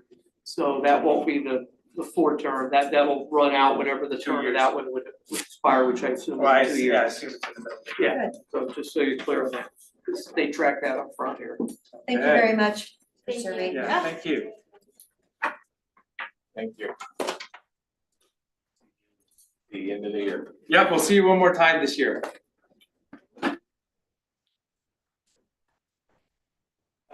Right, at this time, item number 4, proposed policy updates. Thank you, Commissioners. I'm serving in this capacity in Administrator's place as she is engaged in interviews for another important position this afternoon. Can I say something really, really important? Oh, please. The Juniper money is in the Christmas tree bill amendment. Yes, Good. thank you, thank you, thank you. 5.2 million for 7 counties. That, I've been working on that for months, you know that. Anyway, that's a big deal, so, We will all look Oh, forward I to can the celebrate conclusion. tonight. You can celebrate tonight. That's- thank you. Can I say one more thing about Juniper then? I'm making a simple 20-inch round tabletop out of Juniper boards, and finishing it up for a camping table, side table. I'm utilizing Juniper, I just needed to finish Great, that. well, if you need some more, we'll I know, have there's more coming. $585,000 worth of junipers to be cut down. Okay, please proceed. Great. Sorry. Oh, no, that's great. That's this great is- news. This is my best news. Now, if you tell me Terrebonne sanitation was funded too, I would be thrilled. Hopefully we'll hear about that soon as well. This is a work session for the board, so we're not seeking a decision today to discuss some proposed policy updates that have come from the Policy Advisory Committee. A couple of years ago, I and others, many others, had discovered that a lot of our internal policies are just out of date, or they just need updates of one sort or another. We established a Policy Advisory Committee, cross-functional group of county leadership, department heads, senior level staff, legal counsel from various departments to review those policies. And we're coming through with a series of updates to the board over a couple of years. You've already approved some. We have another package now, and there will be others to come in the fall, I'm sure. I'm going to cover just a couple at a high level. Robert will cover one, the biggest one, at a very high level. And then if the board is supportive, we'll come back for approval later in July. There's nothing that's seeking immediate attention. I will apologize that our packet does not include the red line versions, which we anticipated, which we had hoped. You're just seeing the final version after the changes. So we'll make sure that you do have a copy of the red line versions. Most of the policy changes are minor. I should say, I think all of the policy changes are minor, unless Robert disagrees with something with capital asset. I think they're all very, very minor. But still, I think it's helpful for the board to see the policy that's being revised with the red lines and the final. Yeah, I flipped through each one of them and I wasn't sure which was jumping Yeah, out, that's- but at least I got to see which policies we're talking about in the content, so now the red lines will be valuable. Exactly, so they will be very, very valuable. So I will, we can go through these. We have them in the staff report, and we have them in your meeting packet. Those are the same versions twice. If I may, I'll turn it over to Robert first to summarize the capital asset policy changes. I'll summarize the others, see if the board has any questions, and then again, this is just a work session. If you have any questions, and we'll come back in a month or so for approval. Yeah, thank you, Nick. So the first one, capital asset policy, the impetus behind this is federal legislation and Federal Register change the threshold for capital projects. So right now, anything that we buy essentially over $5,000, it's a capital asset if its useful life is longer than 1 year and some other criteria. But they allowed us to change that threshold to $10,000. And so this is why that's the basic reason for coming for the capital asset policy changes. Just increase the threshold from 5,000 to 10,000. As you can imagine, as we know, it's been 5,000 for decades. Yeah. And so with Decades. inflation, it makes sense to raise it to $10,000. So while we were doing that, we also updated other sections in it. Last 2 bullet points on the first page in your agenda, GASB 87, GASB 96. These are new requirements. It's what's already in practice. We're just putting it in policy. So really, it's just updating our policy for practice and the new thresholds. This actually, we will have to be effective July 1st. So when you approve it on consent calendar potentially, it does state in the policy to have a September 1st date, July 1st date. That way it's the beginning of our fiscal year. So departments know items over $10,000 are capitalized starting July 1st. This helps, I'm just thinking, it helps align with the annual financial audit too, because none of this would be substantive material probably, but it helps align practice with policy. Yep. And when we set our budget, the budget instructions we gave out to the departments was think about capital items, and it will be for items over $10,000 with the new federal thresholds. Good. So that's it on capital. Okay, that's all you have on capital. Okay. I'm going to summarize the travel time compensation policy, and if I missed anything, Robert, jump in, because I know you're aware of this one as well. This addresses when employees travel or out of the area, and it's really for non-exempt hourly employees section. If non-exempt employees, what we're going to do in the memorandum, it provides the bold language, which is what's being removed. So if a non-exempt employee travels out of the area, it includes an overnight stay, the time spent traveling during normal work hours, including normally scheduled day off, must be compensated. Remove the bold section, and then time spent traveling from the employer's home to the airport to home shall not be paid. So there was a period up there in which employees would also not be paid if under certain circumstances. And then what I also did not see in here we need to provide is just the BOLI, the Bureau of Labor and Industries language. I think I saw something that there was going to be a reference to that, an FAQ, and I did not see the FAQ in here either. So we'll provide that, the FAQ, so it provides more clarity to commissioners on that. I should have asked if there were any other questions for capital asset or for travel time compensation philosophy. The third one is communications policy. This is one where mostly it's just administrative cleanup, reflects process and staffing changes, but there's just a lot of other revisions in here that are minor about what media advisories compared to media inquiries, and there's just a lot of details. All of the new information is before you, but I think it'll be helpful for you to see what was removed, and we can help answer those questions when we bring it back before you. And I think when we bring it back before you, we won't put it on consent, just so that we can have a discussion if you see or have a question of why something was removed and why the new policy states what it does. Well, this is a work session in preparation for that, so. Exactly. I mean, if there's any thoughts, I wouldn't mind seeing it on consent, because we could call it up. Okay. Also, and if we have the red lines, we can ask before the meeting anyways. Yeah, okay. Just the last one is the social media policy. Also, pretty minimal changes. Proposed updates are primarily administrative again in nature, reflect platform and process updates. Goodness knows the world has changed a lot since 2017 in terms of social media that occurred since the policy was initially implemented, again, about 8 years ago. It also reflects some staffing changes in the titles. This one in your packet, it does have some gray highlighted areas that show some of the basic changes, such as selection of social media channels, must be approved by the county communications director in coordination with the legal department and IT department, establishing new social media presences, authorized representatives who set up the accounts on behalf of the county should use county email. It's just procedural issues, important stuff. Infringement on copyright or intellectual property rights. This, and we're providing clarity, this includes copyrighted photographs, music, logos, artworks, etc., without the owner's permission. So we're just making sure that we're covering all of our bases. And we go through these changes with legal counsel, and we always really appreciate legal counsel's review of all of our work, particularly when it comes to policies and procedures. That's a snapshot of the 4 areas we're proposing for policy updates at this time to the board. And again, we'll bring these back for your review and hopefully approval in July. Is so kind of a long window on these things, but hopefully it's not. Don't we have to approve them before July? If you said they have to be effective by Well, I July think if, 1st? as long as, because the policy, the red line does say, it has an effective date at the top for capital, it says effective July 1st. So we don't actually, in our accounting system, we have time after the fact to make sure it's accounted for at that time.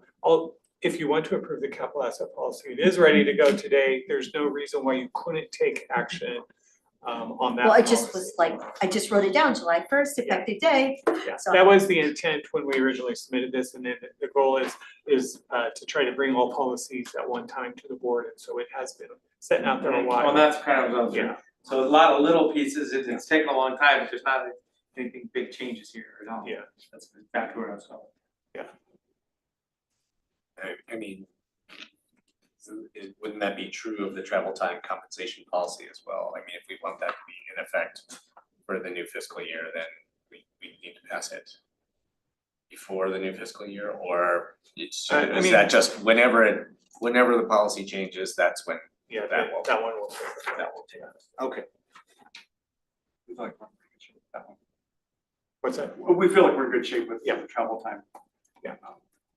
Policy, and often in summer, there's less travel than there is during the academic year, but September through late May, there's a lot more travel that occurs then. Be one potential solution, or one way to expedite this would be to have a piece or all of these pieces come back on the consent agenda, and when it's not too late for us to add this to the Wednesday agenda, right, as a consent agenda item. It's probably not, we can, unless, we can, depends on Brenda's schedule, but we've done that in the past where we've added. I don't know, Kim, if there's anything that we need to be aware of, or Need to update that. update the agenda and post the capital asset policy amendment, is that possible? So they're offering to provide red lines, we just see some of the structural things that it sounds like non-substantive on some of them.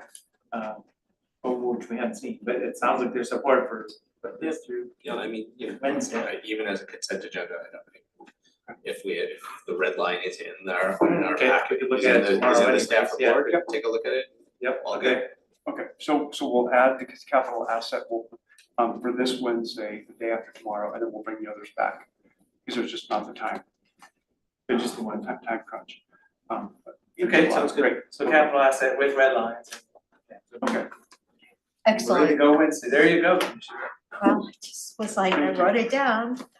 We just wanted to make sure the commissioners feel comfortable with the policy changes, so thank you, Robert. Yeah. If you can coordinate with Brenda on that, that would be great. Thank you, that concludes that agenda. Your number 5, the treasury report.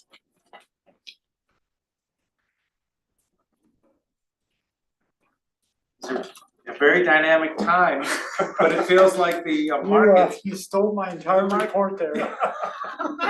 No, but the market just seems to be kind of rolling, nobody knows where to go or something. Yeah, Day by yeah. day, I wonder. The market went up today. I did, Fun. mention that. I Who would've know. thought it? 296, So- 151. Good afternoon, Commissioners. To the record, Bill Kuhn, Shitts County Treasurer. Thanks for allowing me to present the May Treasurer's Report. And as I usually do, I'll touch on a few high-level economic comments. And you stole most of my thunder there, but I only used a few words. I think that's all we need anymore, but so what I'll do, I'll focus on a couple of key things that have come up here in the last week, and then obviously what's happened over the weekend as well. So last week, the US and China announced a framework for a trade agreement that was aimed at relaxing trade issues, although it's still short on detail. The US indicated that it was open to extending its 90-day pause on reciprocal tariffs beyond the July 9th expiry date, provided both countries continue to negotiate in good faith. Should be noted that the US effective tariff rate on Chinese goods stands at roughly 40% right now, and about a month ago it was as high as 150%. So making progress in the right direction, but again, a little short on detail, but they are negotiating and discussions continue. Obviously, this news buoyed financial markets last week although sentiment turned negative with the flare up in armed conflict between the US, Israel, and Iran.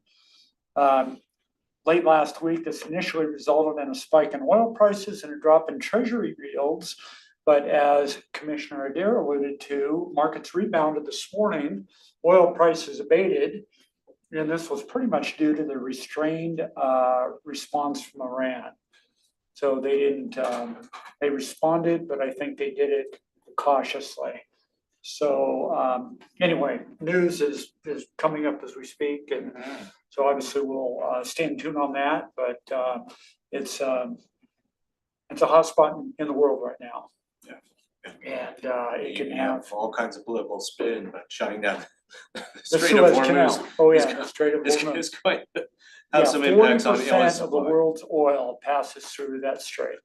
And so obviously it's a very critical area for US and the global economy, and things can change pretty quickly there. So more to come.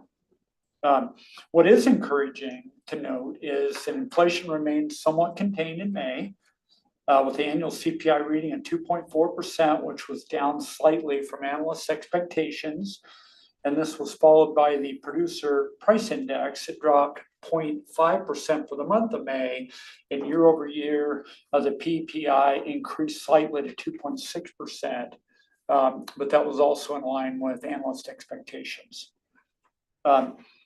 What's interesting, and I commented on this a month ago, is that it appears that most businesses are absorbing these higher costs due to tariffs and not passing that on to consumers. But what's happening is that they're depleting inventories. So as they replenish those inventories, they're going to be replenishing at a much higher price than what they're Sounds currently like paying. budget that we just passed this year, you know, we knew that we could make some cuts and live maybe within our means, but it's basically making a more narrow path for next year. It is making an Exactly. extremely narrow path right now. And I heard earlier the courthouse project update, and they're actually able to go back and rebid some smaller components to that project. But you know, for all intents and purposes, a project like that is kind of locked in. But what we are seeing is that with some slowdown in economic activity, that businesses are becoming a little bit more hungry for business. And so that may, there may be aspects of that the counties can be able to take advantage of.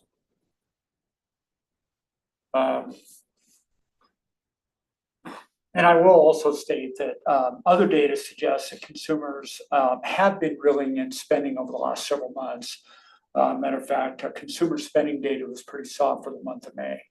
And this has actually taken place over the last several months. A lot of this occurred due front-loaded purchases in anticipation of higher prices due to tariffs.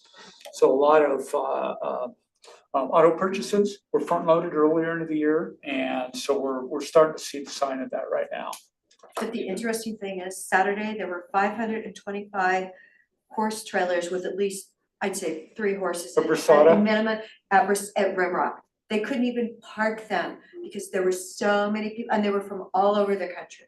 I drove by that did you event at see the it? end of the day, Oh. and I'm looking at that going, there's not much of a consumer slowdown here. No, it's, actually, even if you're the slower people, you can win money with your horse. It's really an amazing opportunity what they have developed with this 1.5D barrel system. And it was from all over the United States. Unbelievable number of, and those trailers are what, 120, 150, 300,000 each. I saw the trailers. Yeah. JMRJ canceled their event this year though too. Well, That's that, Foundation. but that event, from what I've heard, my feedback is that it needed a revamp, and that event is so important. Yeah. I love the event, and Well, I'm, 100 jumpers. yeah, It's a 100 different world jumpers, than barrels and but Western. still, those are the, I anyway, know that people, event, I know.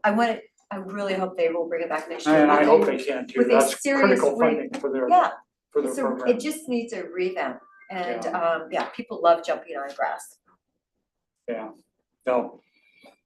Couple of other areas to stay focused on, and I've commented on this as well, but right now it's projected that the US will hit its debt limit in late July or early August.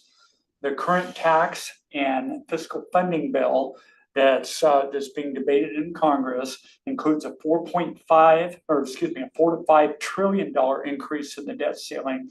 And they're targeting trying to finalize approval by 4th of July. And that's gonna be, I think, really tough to be able to do before Congress adjourns for summer holiday.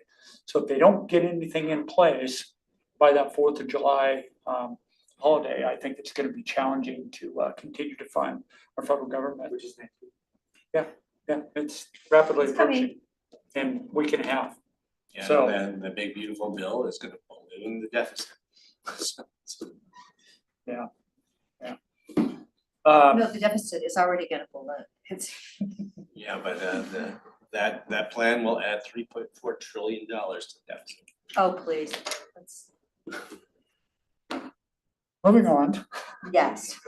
Moving on. So varying opinions on tariff initiatives and the likely outcome for economic activity and inflation. And again, with likely slowing growth, especially in the remainder of the first half of this year, along with elevated inflation, this will force the Fed to slow any further reductions in rates. And reflecting this uncertainty, the Fed at its meeting last week elected to leave the target rate unchanged. That was not surprising to anybody.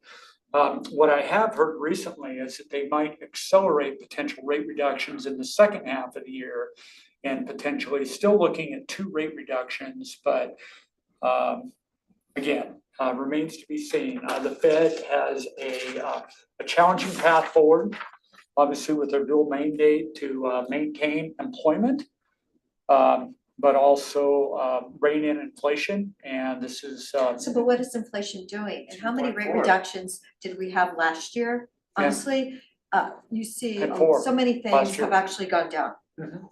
Yeah. Yeah. So no, how many did they have last year? Did you say 4 or 2? And 4 last year. 4 last year, and Yeah. we can't even get 1 this year. Yeah. Yeah, no. So more to come on that.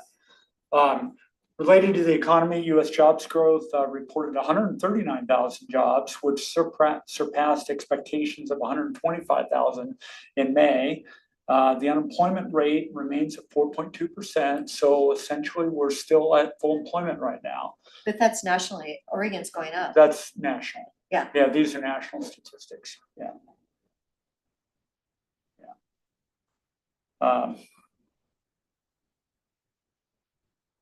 I think the only other economic barometer that bears watching is the consumer confidence rating, which surprisingly increased 12 points in May. And this was reversing a negative trend that had been taking place since November of 2024. The most recent average 30-year mortgage rate dropped slightly to 6.81%. And this is driven largely by the decline in the 10-year bond yield. Rates are down about 15 basis points from last month. Current economic environment has dampened housing starts, which were reported at only 924,000 units in May, which is the lowest level in 5 years. High construction costs, current interest rate environment, and challenging housing affordability conditions are causing builders to continue to approach this market with caution. And that's been true for the last several months. One other comment that I saw late last week was the conference board does not anticipate a pending recession, but expects a significant slowdown in economic activity, with real GDP growing at only 1.6% annually this year. So that's something to bear watching as well. At a regional level, I typically provide data on several markets within Deschutes County. The May Bend single-family residential market showed a median sales price of $772,000 in April, which was down from $832,000 in May versus April. With 140 sales for the month of May, 42 of these sales, 30% were above $1 million, and 48 of these were cash sales. So still see a significant number of cash sales, and especially in the Bend market. That there's now a growing inventory of homes on the market. So the listings are increasing, sales have remained steady over the last several months. And so that's going to put some pressure on pricing. Note the Bend area single family home building permits slipped to 49 in May, which was down sharply from 78 in April. The Redmond market showed a stable median price of $514,000 in May compared to $540,000 in April, so it's down slightly, but still over $500,000. Redmond area permits were 27 in May, which was up basically from 26 the prior month, so basically flat. Looking at some other markets within Deschutes County, Sisters Market, 794,000 median sales price on 8 sales. Sun River had $1,044,000 median sales price on 8 sales, and Lapine was 365,000. So most of those markets, again, they're very few monthly sales, so it can swing pretty dramatically one way or the other, depending on. But that's down for Lapine, is it not? I thought It is down a little bit from the prior month. Yeah, last month in Lapine, it was slightly over 400,000. That's what I thought. Yeah. May treasurer's report highlights, the portfolio balance was $343 million at month end, which was an increase of $380,000 from April. The slight increase was again primarily due to kind of ongoing funding needs and some minor tax turnover. Net investment earnings were $1,117,000 for the month, which was $40,000 higher than last month's earnings, but and also $216,000 higher than a year ago. All portfolio category balances are well within policy guidelines. The LGIP rate has remained flat now for 3 months at 4.6%. And the FIB rate, First Interstate Bank rate, has remained at 4.25% for basically the same term. And on the treasurer's report, again, I'm showing a blended average rate under the yield percentage line to account for the 2 different rates that were being offered. Overall portfolio yields continue to increase and are now 4.04%, which is up 4 basis points from last month.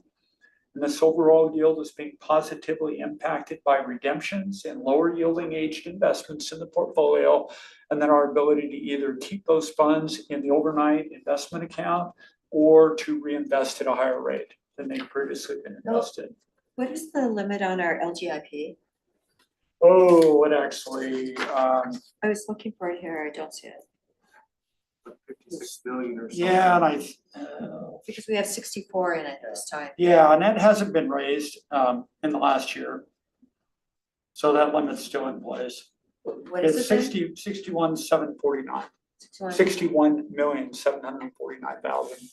Okay, so Yeah. we're a couple of million over. Yeah, that is. Yeah, we are. That's a good point. They Has it typically. changed, Robert? Yeah, if you don't mind just for a second. Yeah, go ahead. So May is another of the trimester of tax payments. So we paid out millions of dollars the first part of June, so we're holding that as of May, and on June 2nd or whatever date it was, we paid it. So you are allowed to be over the limit for temporary tax payments. Counties have a 20-day 20 period where days, you can okay. be over the limit. And again, it's a timing issue with collecting tax payments and then submitting it to the districts the first of October. Basically a First timing of June. difference. Okay, Yeah, thanks, Robert. well, I just was, Yeah. I was wondering. And we if they also have raised it. flexibility too during the bulk of our tax receipts, our tax collection period. So anyway, So yeah, that FIB LGIP average, I think it was gonna match LGIP, now it's not, correct? yeah, and they were, we had a contract in place with the bank where they matched the LGIP rate for a period of 6 months. And then they had a discretion to basically adjust the rate downwards as needed. So they haven't. Do you wanna split that up in that line item there for that table? Because when they were matched, it was a good number. Now, we don't know what LGIP is, separate from First Interstate. Yeah, we know what the rates are. We don't know, Well, I mean, why, there's no, I don't, why do we have this average line, I mean, I just rather. are you saying that that's not really, you don't believe that that's relevant anymore? Well, just the fact that they're not matched. Yeah. It was when they were matched, it's like, okay, this is our number, but now it's just 2 different numbers, that's all. I'm And just what acknowledging that. and again, I'm taking the blended average Yeah. of those 2 accounts and showing that on the table, but Yeah, but they are disconnected and have Yeah. been for a Yeah, few come- months now. yeah. Quite a few months, hasn't it? been? Yeah, they have. And then maybe From that's last- for the advisory committee, just to think Was about it what last that October report or says. something? Any other questions on any of that?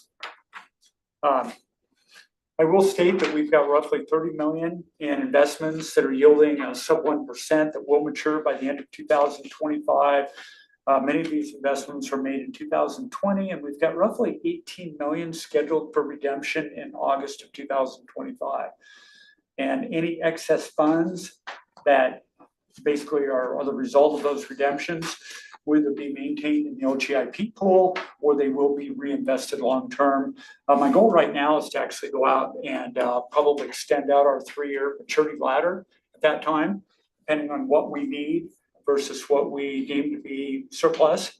And so we'll go ahead and push that maturity ladder out, which currently stands a little bit over 3 years. And I also, about a week and a half ago, we had an excess, about $8 million that I reinvested. And that was primarily due to the delays in the construction project, on the courthouse project.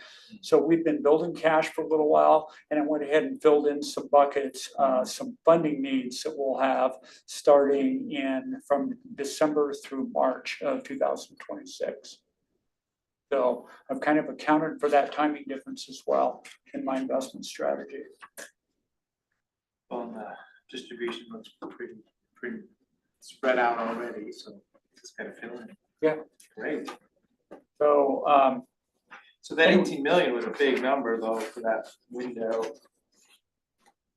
And it was choices years ago, so. well, and yeah, and I don't look back. Obviously, there Yeah. was a lot going on in August yeah. of 2020. Yeah. And, we didn't have a lot of Just survival clarity on time. what direction markets were heading and didn't have a lot of very viable investment options either. Extremely low yields. But yeah, so now a couple of years later is when we'll start to resolve some of those. But that was probably the best choice at the time, and it was. Yeah, and didn't, Safest. like I said, didn't have very many Safest. options available to us. So anyway, any further questions? The interesting thing is the blue line went over the red line on your graph. I don't see that ever happening before. I'm going, yeah. The county It's taken rate us a while over to the get 2-year there. trend, yeah, like I go, ooh, we're over. Yeah. Okay, Yeah, no, it's You wanna been talk a, about it's been a graph? steady improvement over the last several months, and obviously driven by market conditions and improving yields, but we're making progress. thank you, Bill. You're very welcome. Congratulations on the Juniper funding, 5.2 million. Yes, for Oh. 7 counties, we're gonna get 585,000 for Deschutes. So Wow. I mean, we had 21,000 homes that were high risk. So if those people can just get a couple thousand to help them get rid of junipers, I think it's a true win-win. Yeah, perfect. It's not perfect, we needed 20 million, but 50 million. Oh, yeah, I'm sorry, yeah. Next item, you were ready to go, I'm just waiting for that. Item number 6, finance report.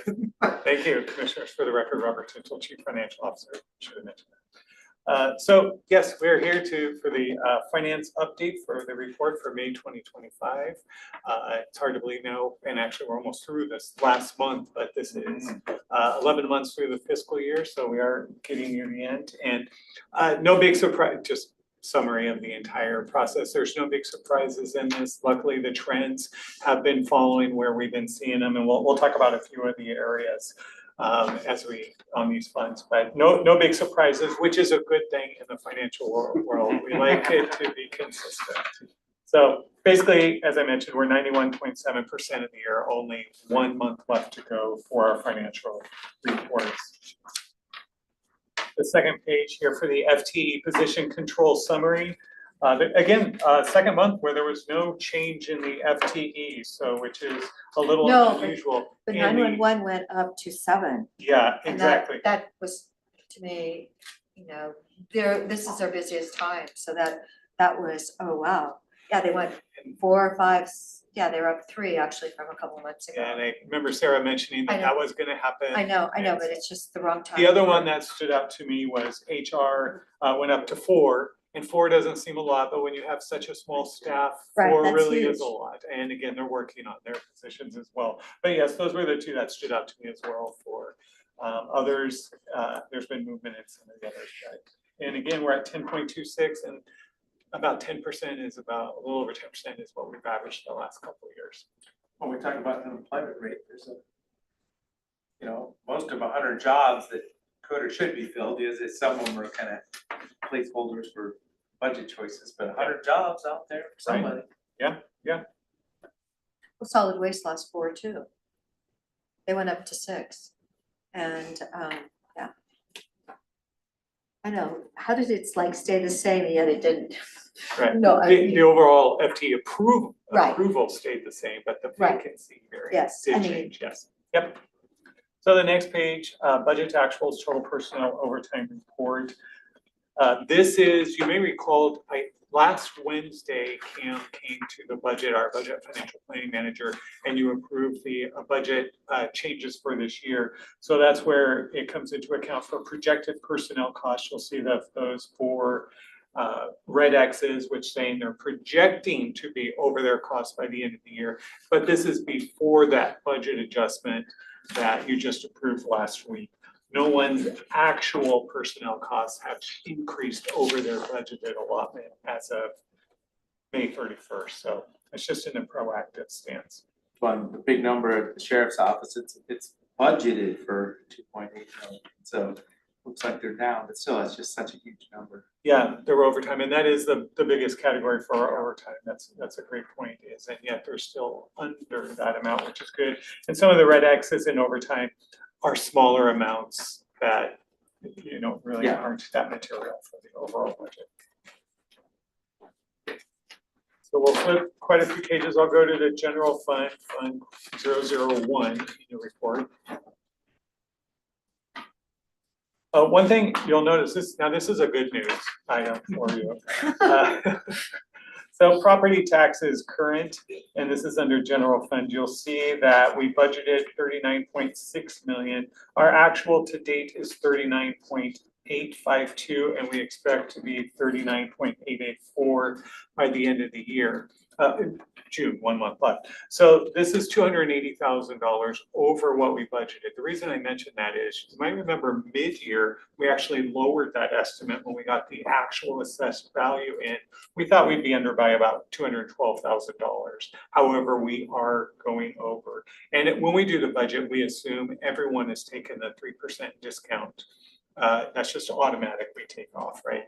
And so this also alludes that we are still getting more revenue in than what we anticipated. And although it's not a direct correlation to, that means we have more that are paid by trimester, but we are still collecting what we have, because at the November time, you may recall in November, we mentioned that we still on average receive 85% of our tax collected by that time, and we were still in that average. So we're still averaging, but even we're still within those percentages, but out of 39 million, just being off on an estimate by under 300,000 is still a really close estimate. Yes, that's to a where we're really at. good job. Yeah, so we're in line, but it's better that we're up instead of under, so I just wanted to highlight. And then the prior year, they've actually collected over 100,000 more than you projected for budget. For the So budget at that that's time. really, Especially because you consider we prepare, as you all know, prepare the budget a year or more in advance of, 18 months of when it actually hits.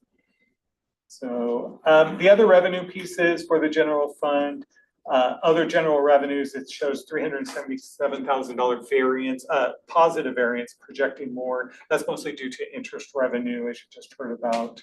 And then the district attorney projecting a variance positive of 165,000 more than they originally budgeted. That's an increase in estate grant revenue over the amount that they budgeted. So overall, the expenditures are basically staying the same as last month. So the fund balance for the general fund, we had budgeted 14 million. We're anticipating about 22 million, which is about 7.3 million over the original budget. And part of the explanation is in the M of what those reserves, what those amounts are actually held for. So that's just a little good news on the general fund. Juvenile is on the next page, Fund 030. Their revenues increased by about $20,000 and their expenditures or requirements had a savings, additional savings of $92,000. So their fund balance increased for this current fiscal year by about $112,000 more than they projected last fiscal year or last month. But again, this isn't, projecting next year's budget or the years thereafter, but just a snapshot of this year's budget, doing a little bit better than they anticipated originally. Next page, TRT Fund 160, 170. This is also good news, room tax. We are still projecting to be over what our budget is. So tax revenue is up 1% from fiscal year 24 actuals, but it's 3.3% compared to our fiscal year 25 budget. So again, that's in the right direction. So we're getting a little more revenue there. You saw in taxes, under expenditures, the requirements for COVA, you'll see a negative 100,000. What that is, a negative amount variance, is because we're paying them more than we originally budgeted because we collected more tax revenue. As you know, we pay them a percent. So this was also a number that was adjusted in your budget adjustment, so we don't go over our budgeted authority in that area. And then just another comment, as you might recall, during the budget process, we also allocated $100,000 more from TRT Fund for the environmental health fees to help support that. And so that's where the surplus goes. And again, we're still trying to build up to a 1.5 million fund balance in that fund. So we have it on reserve 1 year's worth of debt service payments. No change on the ARPA or justice courts, the next two funds. I won't highlight those. Sheriff's Office Fund 255. Their revenue estimates, as they updated their projections, they are adding an additional 382,000 from what their projections were last month as they look at the various categories. And on the requirements, their expenditures, they have an additional savings of 259,000. Those are mostly in the vacancy savings personnel costs. So the net change in their total fund balance is about 642,000, an increase in fund balance. So they're expecting to end the year at 20.4 million. You can see they originally budgeted 16.3. So at least, again, that's in a positive movement in that area for the Sheriff's Office. Health Services Fund 274. Overall, between their three fund program areas that they have, the total fund balance overall, and I'll go into detail on the others, is 671,000 net increase in their anticipated fund balance for their combined funds. This is separate from their Fund 270, which is a reserve fund. They have actual, as of May 31st, about 33 million, and they're projecting by the end of the year, this month, to be 36.1 million. So we'll get the final update next month. So it's even gonna be more than 35.4 or whatever. Right now, the estimate's 36.1, yep. Or as of May 31st, that was the estimate, I should say.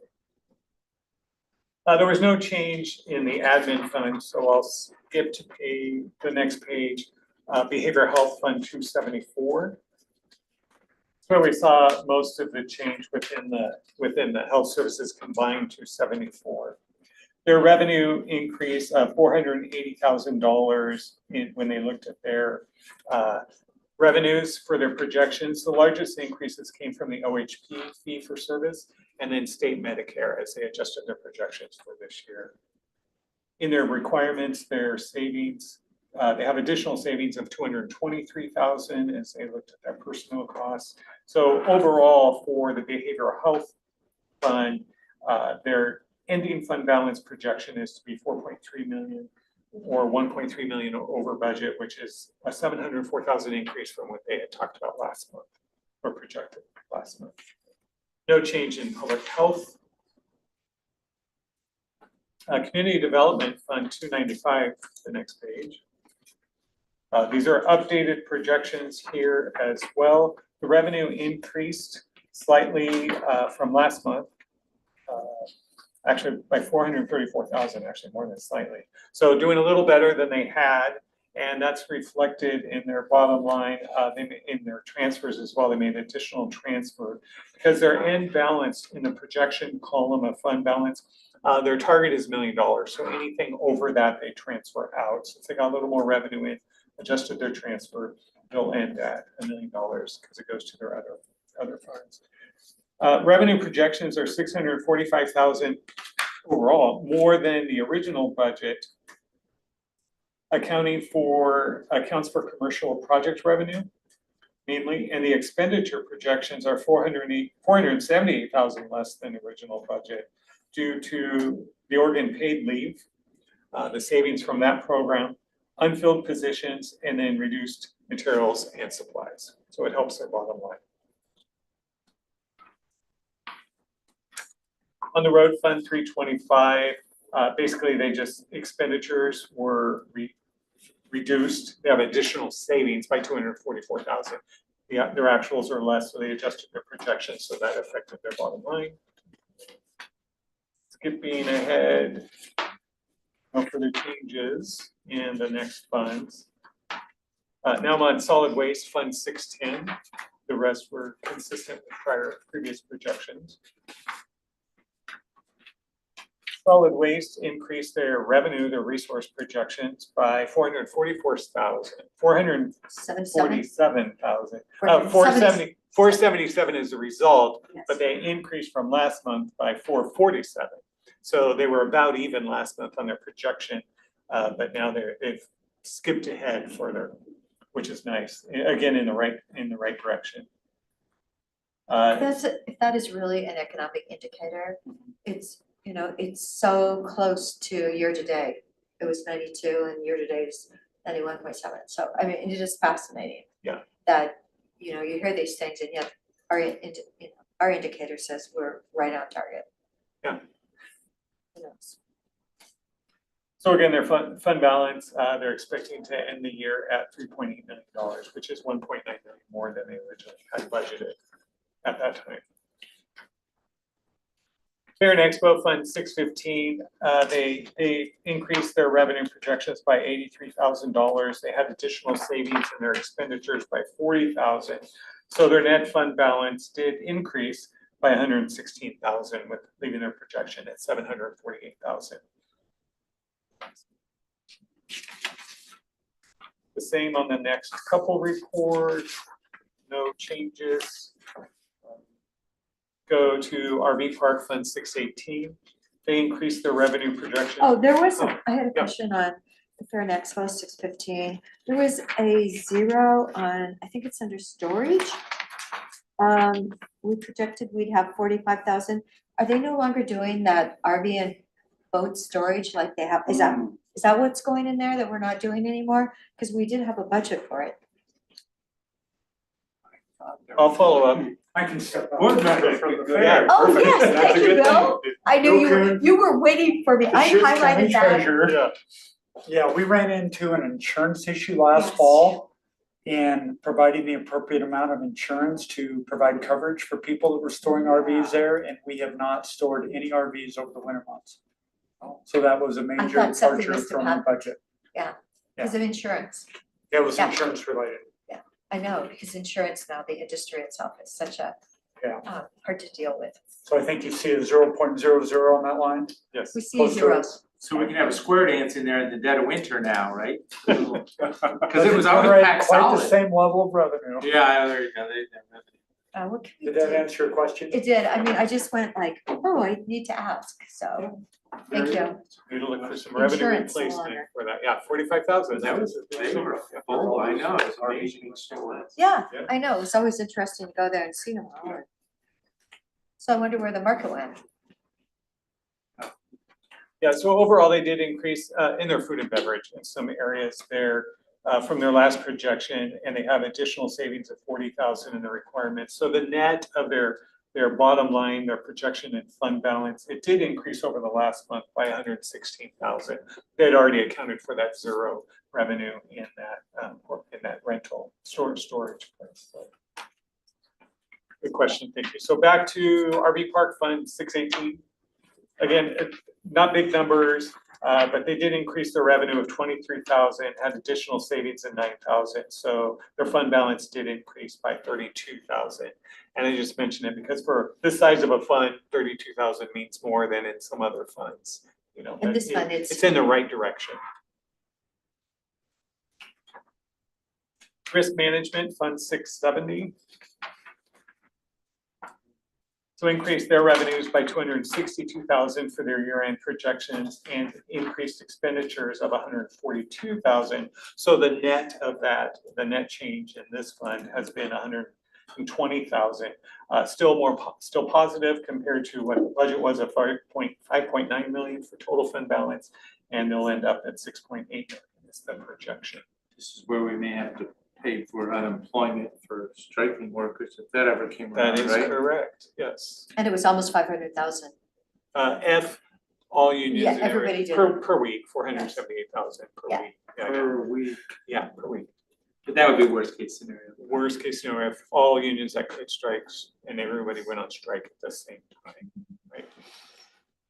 But hopefully. But that's hopefully not very built in unlikely. here, none of that's built in here, so we're gonna have to probably change these line items to build up a fund just in case.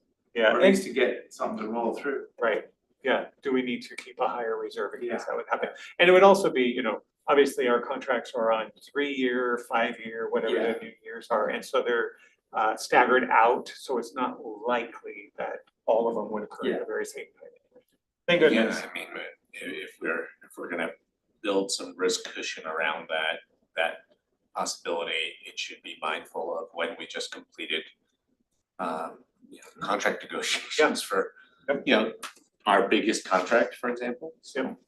That's right, look at the timing to see when all those contracts expire. Yeah, because I mean, I don't think that there's much chance of a strike or a risk besides in that time, the contract negotiation period. Correct. That would be the assumption. Health Benefits Fund, 675.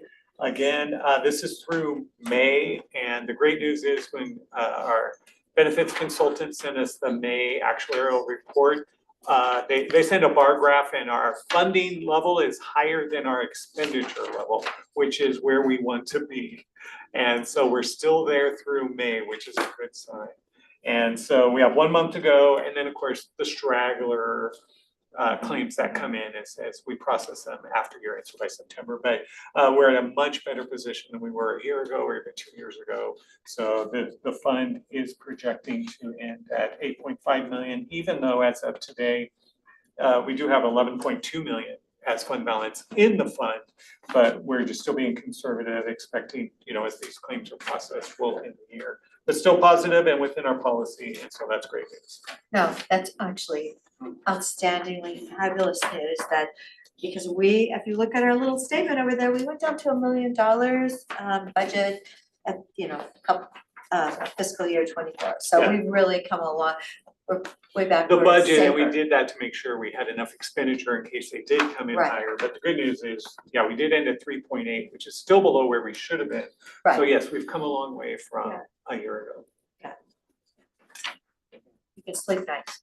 Yes. And our 911 director, Sarah Crosswhite, has been watching, and she wanted Oh, I to know. respond. Right now, we've had 2 new employees start in the last 2 weeks that are not reflected in the number, so the number showed 7. Right. They're keeping 1 vacancy open intentionally, so in real time today, we have 4 vacancies on the dispatch floor. However, 3 applicant sit-alongs are occurring this week, so they may be very close to regaining that 2-week. Yeah. That 2-week time in February 14th, February it was when they had- Valentine's Day, yeah. when they had full employment, so. Real-time updates. Thank you, Sarah. Yeah. Well, I saw it and I went like, oh no, not for summer, Right. when they were And- so busy. And we'll end on Sarah's Fund 911. Their adjusted estimates are up 149,000 compared to last month. So again, the right direction. Great job, Sarah. Yes. And thanks for watching. Yeah. Yeah, it looks like she's almost up $1 million for the Yeah, overall. projection. That's excellent, Sarah. Just don't want you to have too many people gone. Glad we have fans. Okay, thank you very much. 1 more month coming. For this Oh, fiscal year. I hope you had a fabulous weekend. Absolutely. Yeah, Good. It was great. Thank you. yeah. A couple of other items, I put a note here about the sheriff, so we have been notified from Sheriff Andy Campbell that a retirement date set for the end of July, so 5 weeks from now or so. We just happen to be Yeah, setting up so there won't be a meeting the week of July 4th or the week after, and possibly the week after, so I mean, we're just an interesting spot to schedule some response to that, for the appointment that's coming, that's all. I don't know if there's anything else. You know, their event at the Oaks Club that was originally scheduled, I believe, for July 14th. They may have moved it up a week to the 7th. There, I don't know, I got a text on that. They wanted to know, I would be available. I don't know, Commissioner Chang, were you gonna be here on the 7th If or it's the? the 7th, 8th, or 9th, I can be here. I can Okay. be there. So you should let them know. I spoke to Sergeant Graham. Good, okay, great. And he also told me that the venue that they were planning to use cost them $400. I said, well, you know, we have a pretty big meeting room downstairs at this building that we might be able to work a deal for you on, so. But that room is way bigger, I think, than, you know, than downstairs. Well, so, I mean, we gotta be clear about a process here. I mean, if there's an assumption up front that something official is happening, that's the quorum of the board, the majority of this board, we are the appointing body. Yeah. So I'm just saying, we gotta coordinate and work through this together. And I laid out for Sergeant Graham very clearly what constitutes a public meeting, what doesn't constitute a public meeting. If multiple board members are there just to listen, then, you know, then it's their event and, you know, we can do that. If they wanted multiple board members there to be able to engage, participate in the discussion, then we need that to be public notice, so he's clear on that. And I'm not even referring to that, I'm referring to, is there a recommendation that we're expecting from this that we're gonna honor as a guiding post or not? That's what I'm referring to. I mean, are we giving authority away before we even get started? Now, I'm not, you know, making decisions here, I'm just letting you know that. No, I never said that, I would defer to their survey or whatever, I just said, you know, I think that such a forum where, you know, all the potential candidates for the interim get to make a statement, is a really valuable contribution to, you know, public discussion of this and, you know, if they at least make it available to view afterwards, then it's a really important and valuable opportunity for everybody in our community to understand who the potential candidates are. We are actually so lucky. I do believe we have some amazing people that work in our sheriff's office. I think that this has been, you know, it's been incredibly unfortunate, but if you know, just looking at their financials are clearly going the right direction. They're up to 20 million now for their projected year-end balance. So I'm really confident that we're going to have some great choices for who can service interim and, you know, watching people who are considering running. Well, I was just gonna say, so I mean, this is just the end of our work session on Monday. If there's anything else to be discussed on Wednesday, we could put a little structure to what we might expect or where we might be going. Because then there'll just be a couple week quiet period, because people are gonna be asking real fast here. So that's all we can talk about today. One question I think would be valuable for us to discuss, if not today, then on Wednesday, is our openness to appointing someone who is interested in running for the office next year.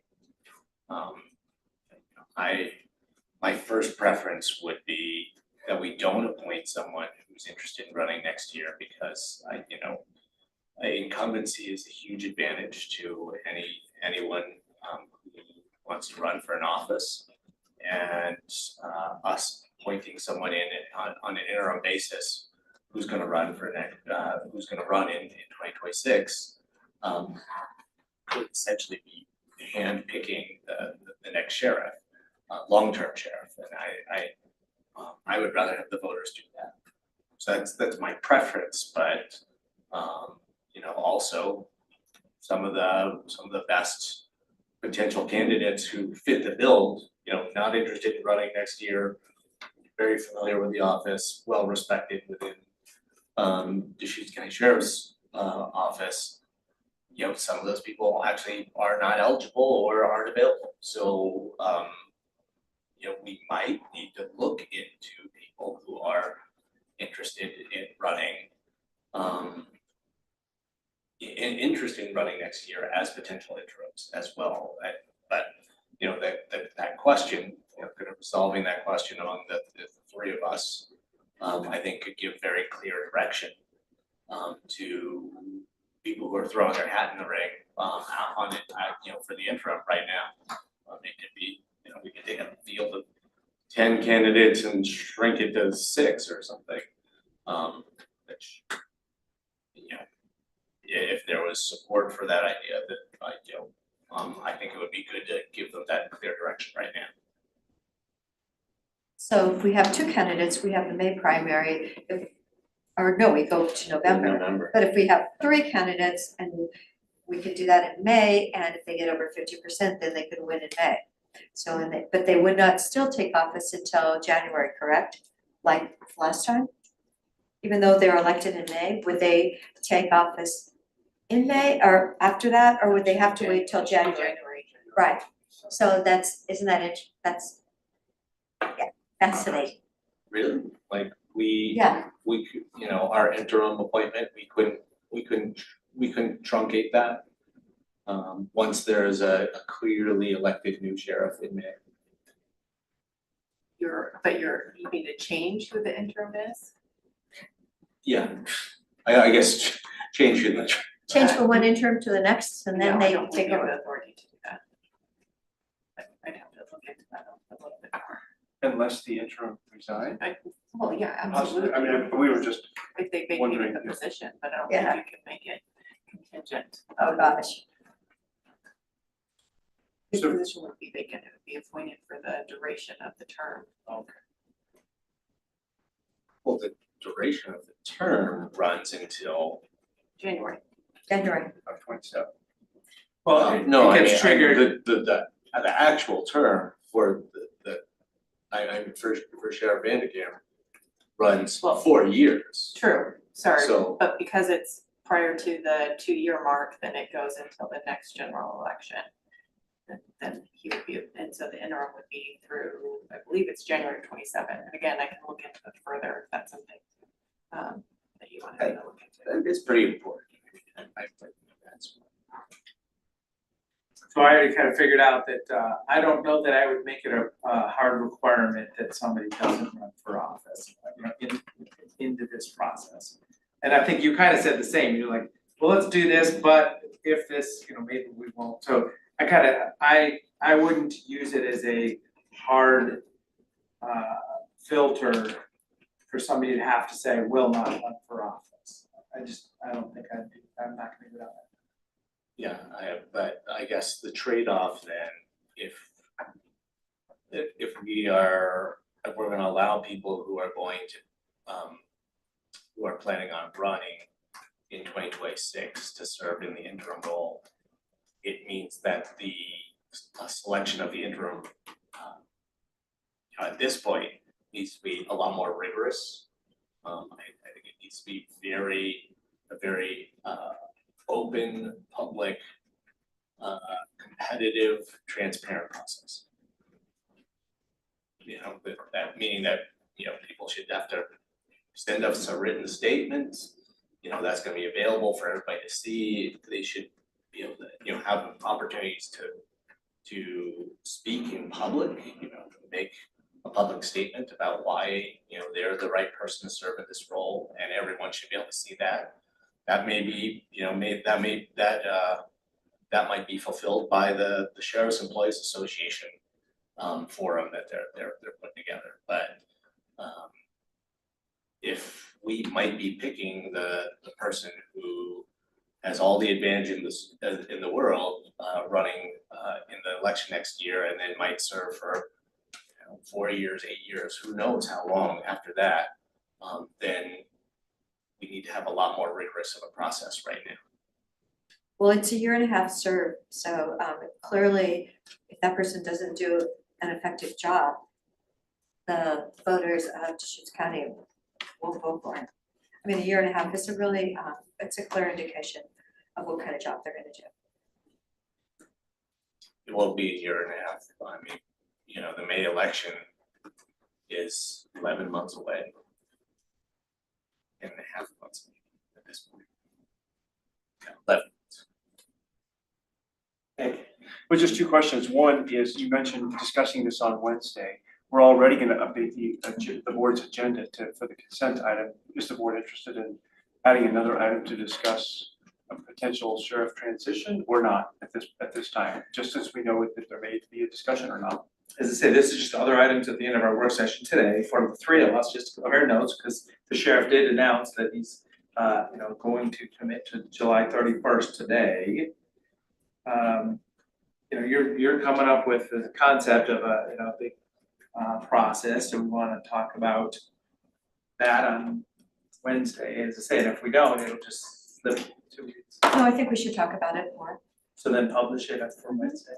please. I think it's really important, especially since Sheriff Vanderkamp made that comment this morning that he's actually leaving a month early, and then we've got vacation time coming. I think our public would like us to talk about it. And then, what would the agenda item say? Just discussion of Interim sheriff discussion. process. And I could say potential, because we're still waiting for, as County Clerk Steve Dennison stated this morning, is that the resignation is pursuant to ORS 236.320 per this statute subsection 5. Actually, no, 236.325 subsection 5. Your resignation will be binding as of June 26, 2025 at 5 p.m. So that's Thursday.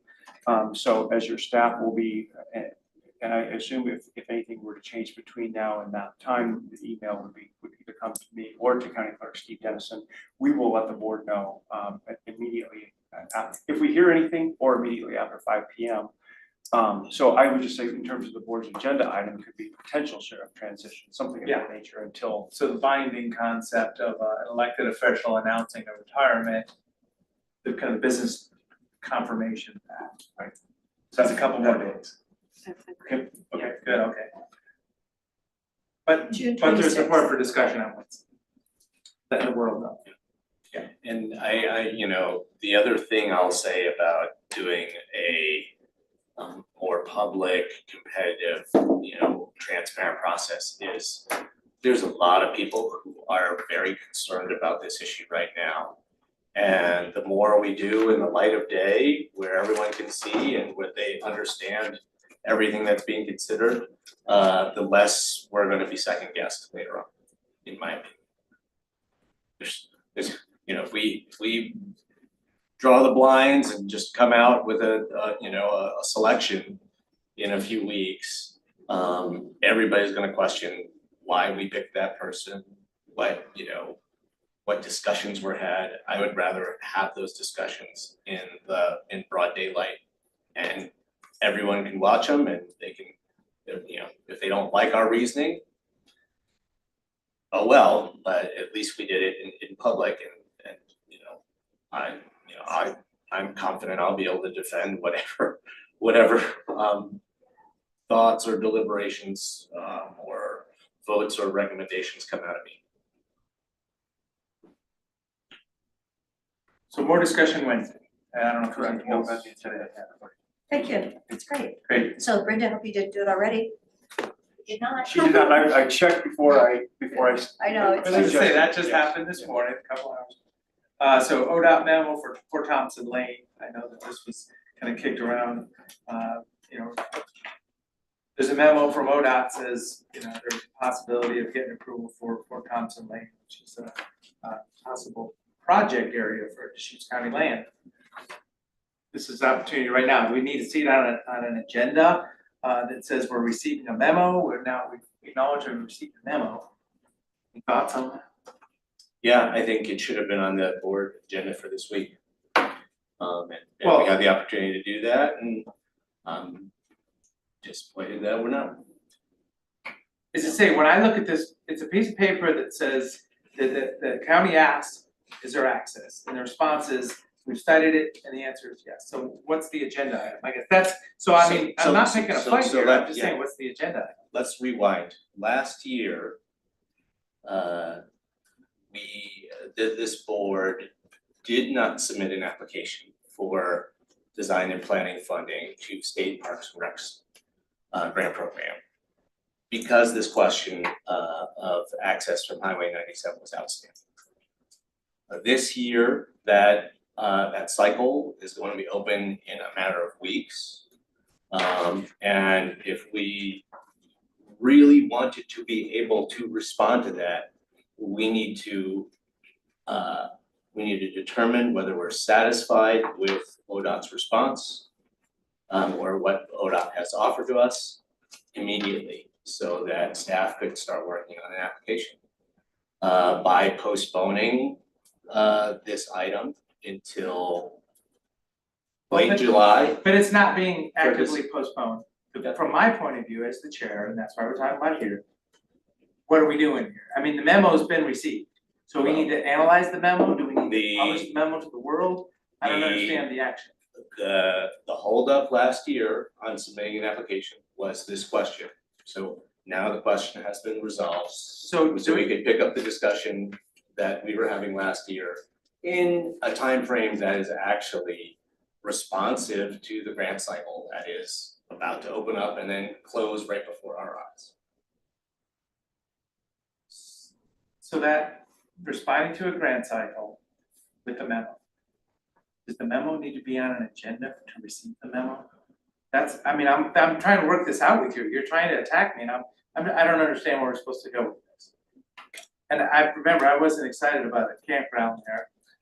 Well, that's, I mean, if you wanna just have a direct discussion about whether you're gonna support pursuing funds to design and plan, you know, This is for the three of us also. Then we can do that right now. But the reason, the stated reason for not considering that application last year was this question of access. And so the resolution of that question of access, in my mind, should be a reason to finish the discussion from last year. And you can just say, we just don't support that for any, you know, regardless of the question of access. Well, by having That's this. fine. But then, you know, you need to be, you know, you need to let everybody know that that's your train of thought. I think our biggest problem right now on Highway 97 is the homeless people that are pulling in and off, I don't know, on drugs, whatever, drinking, but that other side of the highway is really has had some amazing incidents that have almost happened where you know, we really need to have something done there, and that's where I would really like ODOT to dedicate more attention to. Yeah, no, this is not a question of what ODOT is gonna do.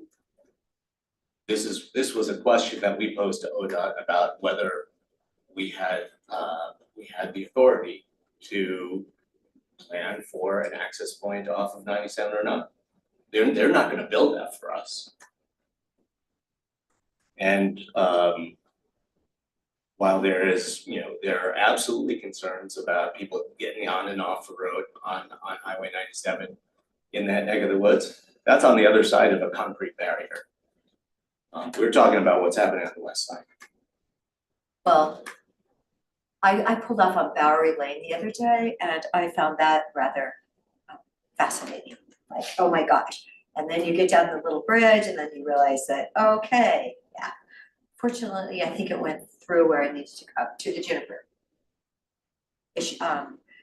Want to go see juniper trees? Yeah, juniper's trees, Rick's juniper trees. So But anyway, all I'm yeah. saying is, you know, Nick says, you know, we got this memo and Nick says, is there an agenda item? I'm like, I don't know, so we're talking about it today.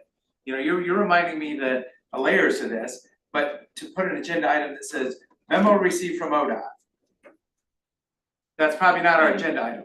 The agenda item is, you know, memo received from ODOT that we want to proceed with, you know, a future Oregon State Parks grant to, you know, discuss the opportunity of doing whatever the vision is. So I'm trying to define an agenda item here right now, that's all. It's pretty obvious what the implications of the memo from ODOT are. And you know, Well, whether maybe you- we just need a whether you wanna refresher just- whether session you about wanna what the just- big topic is. Okay, you wanna do that on Wednesday? We're adding all sorts of other stuff to the agenda, Who would do that? You? you know. The staff who was responsible for researching the grant last year. So just taking other items moment to say we received this in response to what we were talking about last year. And then, I mean, do we wanna proceed? Cause that would be the decision. Yeah. Do we wanna proceed with an application to the state for money? Which would take that vision project a little farther. See, that helps me. I mean, I forgot about though, what does it even mean? I don't know. You support that? You wanna? No, I think that's, the way the state is now, the way ODOT is, with all the roads in the state that are such a mess and their funding is a mess. No, I don't wanna ask ODOT to, Well, do it's any not more for study. ODOT, it's for No, us. no, It's but I the don't State wanna- Department of Who's gonna Parks. do this study? Who's gonna pay for that? We are? We're gonna pay for the study? That's what the I- state grant is for. We would I- have to State parks. contribute, we would have to contribute matching funds. Yeah, no, And we do have a specific dedicated RV park, line item, account in our budget. that's wonderful, but I'm just not for this one. I just don't think it's at this point in time that we need to do it. So the county land north of Bend on the west side, Side, the with 500 an ODOT acres, memo, yes. you're not interested in proceeding No, to. I've never thought it was really something we need to get into. We have so many other issues that we're dealing with right now that, yeah. I think that's a 75-mile-an-hour traffic zone through there and it's, yeah, I don't wanna pull up. That's why we need a nice, long on-off lane right next to the highway, which, is part of what ODOT was suggesting in their memo. That, That's why it needs to really you don't come just from do a a quick different- turn off, turn on with RVs and things like that. I can only imagine. Okay, well, if this is the public discussion and the decision of the board that the public's gonna get on this, that's fine, as long as we're real clear about what we're talking about and what the decision is and what what the different commissioners think about it. Well, okay, so I'll share my thoughts on this. We have a memo, ODOT says long deceleration lane, right in, right out, I think that's what we're talking about here. And the proposal behind that is taking county land for an improved RV occupancy area, so recreational vehicles, market rate, correct? And Recreational campground. so recreational campground, oh yeah, with bike paths and everything too. With the connection back into Bend proper possible. So people could make it a recreational route to ride your bike from Bend up and around and back. I don't know about that. Okay, maybe not. But there'll be But no, I'm not there'll be supportive of trails. proceeding as a plan. I mean, if somebody wants to take it on paper a little bit more, talk about what the possibilities are. There's freedom there, but I don't know that there's any other board action at this time. Yeah, so I guess we have put that in there. Okay, There we go. So ODOT memo has been received though. as long as everybody knows Commissioner, what the I'm saying opportunity that- was and what the decision We know the was. opportunity, why. we Yeah. have 79% of this county is public land, including the land for the cities. And I don't think, the county, we've got homeless everywhere. I think we've got bigger issues at this moment in time. And Well, this is.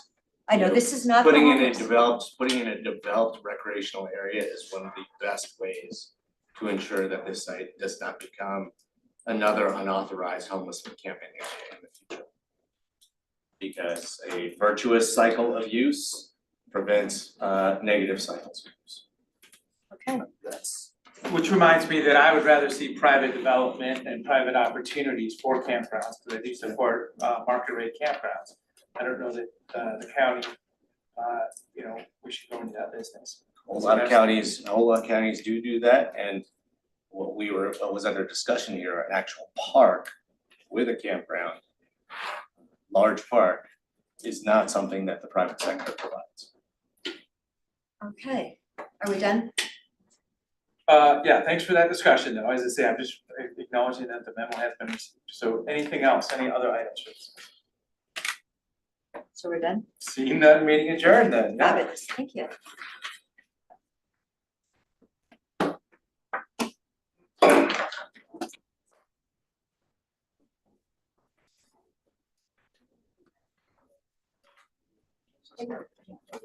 Say hi, Carol. Oh.